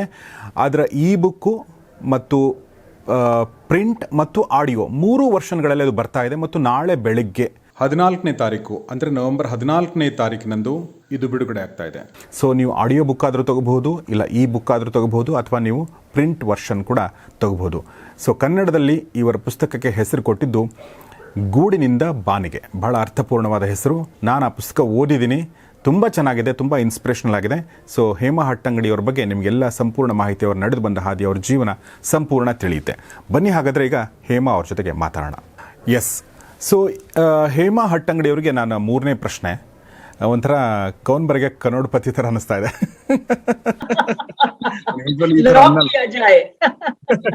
ನಾನು ಈ ಥರ ಅನ್ನಲ್ಲ, ಬಟ್ ಇವತ್ತು ಫಸ್ಟ್ ಸಲ ಹಿಂಗೆ ಅಂತ ಇದ್ದೀನಿ. ಎನಿವೆ, ಒಂದು ತುಂಬ ನಂಗೆ ಇಂಟ್ರೆಸ್ಟಿಂಗ್ ಆಗಿರೋ ಪ್ರಶ್ನೆ ಇದು. ಏನಂದರೆ ಯೂಶ್ವಲಿ ಮಾವನವರು ಹುಟ್ಟು ಹಾಕಿದ ಸಂಸ್ಥೆ, ಪತಿ ಕೂಡ ತುಂಬ ಅದರಲ್ಲಿ ರೆಸ್ಪಾನ್ಸಿಬಲ್ ಪೊಸಿಷನಲ್ಲಿದ್ದಾರೆ, ಮತ್ತು ನೀವು ಸೊಸೆಯಾಗಿ ಪತ್ನಿಯಾಗಿ ಸಂಸ್ಥೆನ ನೀವು ಜಾಯ್ನ್ ಆದಮೇಲೆ ನೀವು ಆ ಸಂಸ್ಥೆಯ CEO, ಅಂದರೆ ನೀವು ಅದರ ಆಗ್ತೀರಿ. ನನಗದು ಭಾಳ ಆಶ್ಚರ್ಯ ಮತ್ತು ಸಂತೋಷ ಆಯಿತು. ಮತ್ತು ಅದನ್ನು ಸಜೆಸ್ಟ್ ಮಾಡಿದ್ದು ಕೂಡ ನಿಮ್ಮ ಪತಿ ಅಶೋಕ್ ಹಟ್ಟಂಗಡಿಯವರು. ಅಂದರೆ ನಿಮ್ಮಲ್ಲಿರುವ ಒಂದು ಕಾಬಿಲಿಯತ್ತನ್ನು ನೋಡಿ ಇವರು ಅದಕ್ಕೆ ಸೂಟಬಲ್ ಅನ್ನೋ ಮಾತನ್ನು ಹೇಳ್ತಾರೆ. ಹೇಗೆ ಇದು ಸಾಧ್ಯ ಆಯಿತು? ನಿಮ್ಮಲ್ಲಿ ಏನು ಆ ಥರ ಕ್ವಾಲಿಟಿಗಳು ಇದ್ದಾವೆ? ಸೊ ಇದ್ರ ಬಗ್ಗೆ ಏನಾದರೂ ಹೇಳ್ಬೋದಾ, ಈ ಒಂದು ಸಂದರ್ಭದ ಬಗ್ಗೆ? ಸೊ ಫಸ್ಟ್ ನಾನು ಸ್ವಲ್ಪ ನಿಮ್ಗೆ ಸಂಕ್ಷಿಪ್ತದಲ್ಲಿ ಕನ್ಸರ್ವ್ದು ಹಿಸ್ಟ್ರಿ ಸ್ವಲ್ಪ ಹೇಳ್ತೀನಿ. ಸೊ ಫಸ್ಟ್ ಕನ್ಸರ್ವಿನ ಹೆಸರು ಮೊದಲು ಎನರ್ಕಾನ್ ಎಂದಿತ್ತು. ಈ ಸಂಸ್ಥೆ ಶುರು ಮಾಡಿದ್ದು ನಾನ್ ಹೇಳಿದ ತರ ನಮ್ಮ ಮಾವನವರು, ಅಂದ್ರೆ ಅಶೋಕ್ ತಂದೆ ವಸಂತರಾವ್, ಹಟ್ಟಂಗಡಿ ವಸಂತರಾವ್ ಅವರು. ಅವ್ರು ಪ್ರಸಿದ್ಧ ಸಂಶೋಧಕರು ಮತ್ತೆ ಎಂಜಿನಿಯರ್ ಆಗಿದ್ರು. ಎನರ್ಕಾನದ ಮುಖ್ಯ ಉತ್ಪಾದನೆ ವೋಲ್ಟೇಜ್ ಸ್ಟೆಬಿಲೈಸರ್ ಮತ್ತೆ ಡಿಜಿಟಲ್ ಎನರ್ಜಿ ಮೀಟರ್ ಆಗಿತ್ತು. ಆ ಸಮಯದಲ್ಲಿ ಬೇರೆ ಯಾವುದು ಸಂಸ್ಥೆ ಈ ತರದ ಅಕ್ಯುರೇಟ್ ಇಲೆಕ್ಟ್ರಾನಿಕ್ ಪ್ರಾಡಕ್ಟ್ಸ್ ಮಾಡ್ತಾ ಇರ್ಲಿಲ್ಲ. ವಸಂತರಾವ್ ಅವರು ಮೊದಲೇ ಒಂದು ನಿಶ್ಚಯ ಮಾಡ್ಬಿಟ್ಟಿದ್ರು, ನಾವು ಡಿಸೈನ್ ಮತ್ತು ಉತ್ಪಾದನೆ ಮಾತ್ರ ಮಾಡ್ಬೇಕು, ಮಾರಾಟ ಮಾಡೋದು ಬೇಡ, ಬ್ರ್ಯಾಂಡಿಂಗು ಮಾರ್ಕೆಟಿಂಗು ಅದೆಲ್ಲ ನಮ್ಗೆ ಬೇಡ. ಮಾರಾಟ ಮಾಡ್ಲಿಕ್ಕೆ ಅವ್ರು ತಮ್ಮ ಸೋದರ ಅಳಿಯವರಿಗೆ ಕಾಂಟ್ರಾಕ್ಟ್ ಕೊಟ್ಟಿದ್ರು, ಅವ್ರ ನೆಫ್ಯೂಸಿಗೆ. ಸ್ವಲ್ಪ ವರ್ಷದ ನಂತರ ಇದೇ ಕಾಂಟ್ರಾಕ್ಟ್ ನಮ್ಗೆ ಒಂದು ಕುಣಿಕೆ ತರ ಆಯ್ತು. ಈ ಸೋದರಳಿಯದು ನಡವಳಿಕೆ ನನ್ಗೆ ತುಂಬಾ ಬೇಸರ ತೋರಿಸಿತ್ತು. ನಾವು ಇಷ್ಟು ಕಷ್ಟಪಟ್ಟು ಡಿಸೈನ್ ಮಾಡಿದ ಪ್ರಾಡಕ್ಟ್ಸ್ ಇವರು ತಮ್ಮ ಬ್ರ್ಯಾಂಡ್ ನೇಮ್ ಅಲ್ಲಿ ಮಾರಿ ದೊಡ್ಡ ಕಂಪನಿ ಆಗಿದ್ದಾರೆ. ಮಾರ್ಕೆಟ್ ನಲ್ಲಿ ನಮ್ ಹೆಸರು, ನಮ್ ಕಂಪನಿ ನೇಮು, ನಮ್ ಬ್ರ್ಯಾಂಡ್ ನೇಮು ಯಾರಿಗೂ ಗೊತ್ತಿಲ್ಲ. ಮಾವನವರಿಗೆ ಈ ಸೋದರಳಿಯ ಸುಮಾರು ಸಮಯದಿಂದ ಒಂದ್ ಪ್ರಪೋಸಲ್ ಕೊಡ್ತಾನೇ ಇದ್ರು, ನಿಮ್ಮ ಕಂಪನಿ ತುಂಬಾ ಸಣ್ಣದಿದೆ, ನಾವು ದೊಡ್ಡವರಾಗಿದ್ದೇವಿ, ಮಾರ್ಕೆಟ್ ನಲ್ಲಿ ಎಲ್ಲರಿಗೆ ನಮ್ ಹೆಸರೇ ಗೊತ್ತು, ನಾವು ನಿಮ್ಮನ್ನ ಎಕ್ವೈರ್ ಮಾಡ್ತೀವಿ ಅಂತ. ಇದು ಕೇಳಿ ನನ್ಗೆ ತುಂಬಾ ಕೋಪ ಬರೋದು. ಆಗಲ್ಲ ಅಂತ ನಾನು ಒಂದ್ ದಿವ್ಸ ಮೀಟಿಂಗ್ ಅಲ್ಲಿ ಹೇಳ್ಬಿಟ್ಟೆ, ಬಾಯ್ ಬಿಟ್ಟು. ಸುಮಾರು ವಾದ ಮಾಡಿದಕ್ಕೆ ಇವರು ಕಾಂಟ್ರಾಕ್ಟ್ ಟರ್ಮಿನೇಟ್ ಮಾಡ್ಬಿಟ್ರು ಓವರ್ ನೈಟ್. ವಾಪಸ್ ಚೆನ್ನೈಗೆ ಹೋಗ್ಬಿಟ್ಟು ನಮ್ ಬಂದು ಆ ದಿವಸದಲ್ಲಿ ಇಮೇಲ್ ಎಲ್ಲ ಇರ್ಲಿಲ್ಲ, ಫ್ಯಾಕ್ಸ್ ಕಳಿಸ್ಬಿಟ್ಟು ಕಾಂಟ್ರಾಕ್ಟ್ ಟರ್ಮಿನೇಟ್ ಮಾಡಿದೀವಿ ಅಂಡ್ ನಮ್ದು ಕಾಂಪಿಟಿಟರ್ ಆಗ್ಬಿಟ್ರು. ಬಟ್ ಅದೇ ವರ್ಷದಲ್ಲಿ ಟಿ ಥಾಮಸ್ ಅಂತ ಪ್ರಸಿದ್ಧ ಹಿಂದೂಸ್ತಾನ್ ಯೂನಿಲಿವರ್ ಚೇರ್ಮನ್ ರಿಟೈರ್ ಆಗಿ ದೇಶದ ಪ್ರಥಮ venture capital fund Indus venture ಅಂತ ಸ್ಥಾಪನೆ ಮಾಡಿದ್ರು. 1994 ನಲ್ಲಿ ಇಂಡಸ್ ನಮ್ ಕಂಪನಿನಲ್ಲಿ ಇನ್ವೆಸ್ಟ್ ಮಾಡಿ ನಮ್ಮನ್ನ ಉಳಿಸಿದ್ರು. ಇದೇ ಸಂಕ್ಷಿಪ್ತದಲ್ಲಿ ಕನ್ಸರ್ವಿನ ಕಥೆ. ಇನ್ನೊಂದ್ ಮಾತು ನೀವು ಕೇಳಿದ್ದು, ನಾನು ಸೊಸೆಯಾಗಿ ಪತ್ನಿಯಾಗಿ ಸಿಇಒ ಹೇಗೆ ಕನ್ಸರ್ವ್ ಆಗಿದೆ ಅಂತ. ಸೊ ಅದಕ್ಕೆ ನಾನು ಫಸ್ಟ್ ಮಾತು ಏನ್ ಹೇಳ್ಬೇಕಂದ್ರೆ, ಅಶೋಕ್ ಅವರು ಬಂಗಾರದ ಮನುಷ್ಯ. ನನ್ನ ಹೆಂಡತಿನ ಸಿಇಒ ಮಾಡಿ ಅಂತ ಎಷ್ಟು ಗಂಡಸರು ಹೇಳ್ಬಹುದು. ಎಚ್ ವಸಂತರಾವ್ ಅವರು ರಿಟೈರ್ ಆಗಿದ ನಂತರ ಇಂಡಸ್ ವೆಂಚರು ಅವರು ಅಶೋಕನ್ನ MD ಮಾಡಿದ್ರು. 1 ವರ್ಷ ಪಾಪ ಕಷ್ಟಪಟ್ಟು ಕಂಪನಿ ನಡೆಸಿದ್ರು ಅಶೋಕ್ ಅವರು. ಪ್ರತಿದಿನ ಸಂಜೆ ಇವರು ಮನೆಗ್ ಬಂದು ಕಂಪ್ಲೇಂಟ್ ಮಾಡೋದು, ಅಯ್ಯೋ ಈ HR ಮತ್ತೆ ಗವರ್ಮೆಂಟ್ ಡಿಪಾರ್ಟ್ಮೆಂಟ್ ಅವ್ರು ಬಂದಿದ್ರು, ನಾಳೆ ಇನ್ಕಮ್ ಟ್ಯಾಕ್ಸ್ ಅವರು, ನಿನ್ನೆ ಮಾರ್ಕೆಟಿಂಗ್, ಇದೆಲ್ಲ ನೋಡೋದು ನನ್ಗೆ ಸ್ವಲ್ಪನೂ ಇಷ್ಟ ಇಲ್ಲ, ಇಂಟ್ರೆಸ್ಟ್ ಇಲ್ಲ. ನಾನು ಆ ವರ್ಷದಲ್ಲಿ ಹೆರಿಗೆಯಾಗಿ ಮಗುವಿನ ಜೊತೆಗೆ ಮನೆಯಲ್ಲಿ ಇದ್ದೆ. ನಾನು ಅಶೋಕ್ ಹೇಳಿದ್ದ ಪ್ರತಿಯೊಂದು ಸಮಸ್ಯೆಗೆ ನಾನ್ ಒಂದು ಪರಿಹಾರ ಕೊಡೋದು. ಅಶೋಕ್ ಚೇರ್ಮನ್ಗೆ ಹೋಗಿ ಹೇಳಿದ್ರು, ಹೇಮಾಗೆ ಮ್ಯಾನೇಜ್ಮೆಂಟ್ ಮತ್ತೆ ಮಾರ್ಕೆಟಿಂಗ್ ನಲ್ಲಿ ತುಂಬಾ ಆಸಕ್ತಿ ಇದೆ, ತುಂಬಾ ಅನುಭವ ಇದೆ, ನೀವು ಅವಳಿಗೆ ಸಿಇಒ ಮಾಡ್ಬಿಡಿ ಅಂತ. ನಾನು ಮನೆಯಲ್ಲಿ ಕೂತು ಕನಸು ಕಾಣ್ತಾ ಇದ್ದೆ, ಇದು ಸಾಧ್ಯನಾ? ನಾನು ನಮ್ಮ ಮಾವನವರು ಕಂಪನಿ ನಡೆಸಿ ಮುಂದೆ ತರಬಹುದಾ? ನನ್ನ ಮನಸ್ಸಿನಲ್ಲಿ ಒಂದು ಇಚ್ಛೆ, ನನಗೆ ಒಂದೇ ಒಂದು ಅವಕಾಶ ಕೊಡಿ, ನಾನು ಮಾಡಿ ತೋರಿಸ್ತೀನಿ ಎಂದು. ಅದು ಹೇಳಲಿಕ್ಕೆ ಆಗ್ಲಿಲ್ಲ, ನನ್ನ ಮನಸ್ಸಲ್ಲಿ ಇದೆಲ್ಲ ಆಶೆ ಇತ್ತು. ಚೇರ್ಮನ್ ಅವರು ಅಶೋಕಿಗೆ ಹೇಳಿದ್ರು, ನಿಮ್ ಫ್ಯಾಮಿಲಿ ಕಂಪನಿನಲ್ಲಿ ನಾವು ಇನ್ವೆಸ್ಟ್ ಮಾಡಿ ಸೊಸೆಯನ್ನು MD ಮಾಡಿ ಎಂದು ಹೇಳುವುದು ಸರಿ ಇಲ್ಲ. ನೀವು ನಿರ್ಧಾರ ಮಾಡಿ ಬೋರ್ಡ್ ಮೀಟಿಂಗ್ ನಲ್ಲಿ ನಿಮ್ ನಿರ್ಧಾರ ನಮ್ಗೆ ತಿಳಿಸಿ. ಕಂಪನಿನಲ್ಲಿ ಹೆಚ್ಚು ಮೀನ್ವೆಲ್ ಲಾಸ್ ಆಗ್ತಾ ಇತ್ತು. ಇವಳಿಗೆ ಒಂದು ಅವಕಾಶ ಕೊಟ್ಟು ನೋಡೋಣ ಅಂತ ಬೋರ್ಡ್ ನಲ್ಲಿ ಡಿಸೈಡ್ ಮಾಡಿ ಆ ತರ ನನ್ನನ್ನು ಸಿಇಒ ಮಾಡಿದ್ರು. ವಂಡರ್ಫುಲ್. ಸೊ ನೀವು ಹೇಳಿದಂಗೆ ಅಶೋಕ್ ಅವರು ಬಂಗಾರದ ಮನುಷ್ಯ, ಆದರೆ ಆ ಪೊಸಿಷನ್ಗೆ ಬರುವಂಥ ಎಲ್ಲ ಅರ್ಹತೆಗಳು ಯೋಗ್ಯತೆಗಳು ನಿಮ್ಮ ಹತ್ರ ಖಂಡಿತ ಇದೆ ಅಂತ ಕೂಡ ಅವರಿಗೆ ಗೊತ್ತಿರುತ್ತೆ. ಅದು ಒಂದು ಕಾರಣ ಅಂತ, ಅದು ಮುಖ್ಯವಾದ ಕಾರಣ ಅಂತ ನನಗನ್ಸುತ್ತೆ. ಬಟ್ ಆ ಕಾರಣ ಅಂದರೆ ಯೋಗ್ಯತೆ ಇದ್ದರೂ ಕೂಡ ಅದನ್ನು ಹೇಳೋದಿದೆಯಲ್ಲ ಆಗಿ ಅಂತ, ಅದು ನಿಜವಾಗ್ಲೂ ಒಳ್ಳೆಯ ವ್ಯಕ್ತಿತ್ವ, ಒಳ್ಳೆಯ ಹೃದಯ ಇರುವಂಥ ವ್ಯಕ್ತಿ ಮಾತ್ರ ಹೇಳೋಕ್ಕೆ ಸಾಧ್ಯ. So that's wonderful. ಸೊ ಈಗ ನೆಕ್ಸ್ಟ್ ಪ್ರಶ್ನೆಗೆ ಹೋಗೋಣ. ನಾನು ಬಿಸ್ನೆಸ್ ಮನ್ ಅಂತಂದರೆ ನಿಮ್ಮ ಮನಸ್ಸಿಗೆ ಬರುವಂಥ ಒಂದು ಚಿತ್ರಣ ಏನು ಅಂತ ಕೇಳಿದರೆ, ಬಹುಶಃ ನಿಮಗೆ ಯಾರೊಬ್ಬರು ಬಿಸ್ನೆಸ್ ಮನ್ ನೆನ್ಪು ಬರ್ಬೋದು. ಯಾರು ಅಂತಂದರೆ ಯಾರು ಚಿಕ್ಕಪ್ಪ, ದೊಡ್ಡಪ್ಪ, ಅಥವಾ ಯಾರೊಬ್ಬರು ನೀವು ನೋಡಿದಂಥವ್ರು, ಅಥವಾ ಟಾಟಾ ಬಿರ್ಲಾ ನೆನ್ಪು ಬರ್ಬೋದು. ಅಂದರೆ ಮುಖ್ಯವಾಗಿ ನೆನಪು ಬರೋದು ಗಂಡಸರೇ, ಜಾಸ್ತಿ ನೆನಪು ಬರೋದು ಗಂಡಸರೇ. ಯಾಕೆಂದರೆ ಈ ಉದ್ಯಮ ಮೇಲ್ ಡಾಮಿನೇಟೆಡ್ ಇದೆ ಅನ್ನೋದ್ರಲ್ಲಿ ಯಾವ ಅನುಮಾನವೂ ಇಲ್ಲ. ಅದು ನಿಧಾನವಾಗಿ ಬದಲಾಗ್ತದೆ ಅನಿಸುತ್ತೆ. ಆದರೆ ನೀವು ಬಂದಂಥ ಸಮಯದಲ್ಲಿ ಮೇಲ್ ಡಾಮಿನೇಟ್ ಆಗಿರುವಂಥ ಈ ಕ್ಷೇತ್ರವನ್ನು ಒಬ್ಬ ಸ್ತ್ರೀಯಾಗಿ ಹೇಗೆ ನೀವು ಹ್ಯಾಂಡಲ್ ಮಾಡಿದ್ರಿ ಅನ್ನೋದು ತುಂಬ ಮುಖ್ಯವಾದ ಪ್ರಶ್ನೆ. ಎರಡನೇದು, ಇದರಲ್ಲೇ ಅಡಕವಾಗಿರೋ ಪ್ರಶ್ನೆ ಏನಂದರೆ, ವಿದ್ಯುತ್ ಕ್ಷೇತ್ರ ಅನ್ನೋದು ಕೂಡ ಅದರಲ್ಲಿ ಇನ್ನೂ ಜಾಸ್ತಿ ಮೇಲ್ ಡಾಮಿನೇಟೆಡ್ ಅಂತ ನನಗನ್ಸುತ್ತೆ. ಕೆಲವೊಂದು ಕ್ಷೇತ್ರಗಳಿದೆ, ಸಿನಿಮಾ ಇರ್ಬೋದು, ಅಡ್ವರ್ಟೈಸ್ಮೆಂಟ್ ಇರ್ಬೋದು, ಅಥವಾ ಬೇರೆ ಬೇರೆ ಆರ್ಟ್ ಮತ್ತು ಕಲ್ಚರ್ಗೆ ಸ್ವಲ್ಪ ಲಿಂಕ್ ಇರುವಂಥ ಉದ್ಯಮಗಳಲ್ಲಿ ಬಹುಶಃ ಹೆಣ್ಮಕ್ಳಿರ್ಬೋದು. ಆದರೆ ಈ ವಿದ್ಯುತ್ ಕ್ಷೇತ್ರ ಕಂಪ್ಲೀಟ್ಲಿ ಮೇಲ್ ಡಾಮಿನೇಟೆಡ್ ಅಂತ ನನಗನ್ಸುತ್ತೆ. ಅವಾಗೂ ಕೂಡ ಹಾಗೇ ಇತ್ತು, ಈಗಲೂ ಮೋಸ್ಟ್ಲಿ ಹಾಗೇ ಇದೆ. ಸೊ ಹೇಗೆ ಫೇಸ್ ಮಾಡಿದ್ರಿ? ಹೇಗೆ ಅಂದರೆ ಬಹುಶಃ ನಿಮ್ಮ ಬಗ್ಗೆ ಸಂಶಯಗಳಿರ್ಬೋದು, ಅಥವಾ ಅದನ್ನು ಹೇಗೆ ಪರಿಹರಿಸಿದ್ರಿ? ಚಿಕ್ಕ ಪುಟ್ಟ ಅವಮಾನಗಳಿರ್ಬೋದು, ಹೇಗೆ ಅದನ್ನು ಹ್ಯಾಂಡಲ್ ಮಾಡಿದ್ರಿ ಹೇಮ ಅವರೇ? ತುಂಬಾ ಕಷ್ಟ ಇತ್ತು. ಸೊ ಫಸ್ಟ್ ನಾನು ನಿಮ್ಗೆ ಕತೆ ಹೇಳ್ತೀನಿ, ಸೇಲ್ಸ್ ಉದಾಹರಣೆ. ಸೇಲ್ಸ್ ಅಲ್ಲಿ ಏನಾಗ್ತಿತ್ತು ಅಂತ. ಒಂದು ಸೇಲ್ಸ್ ಕಾಲ್ ಸಂದರ್ಭದಲ್ಲಿ ನನಗೆ ಅಳುವೆ ಬಂದಿತ್ತು. ಓಕೆ.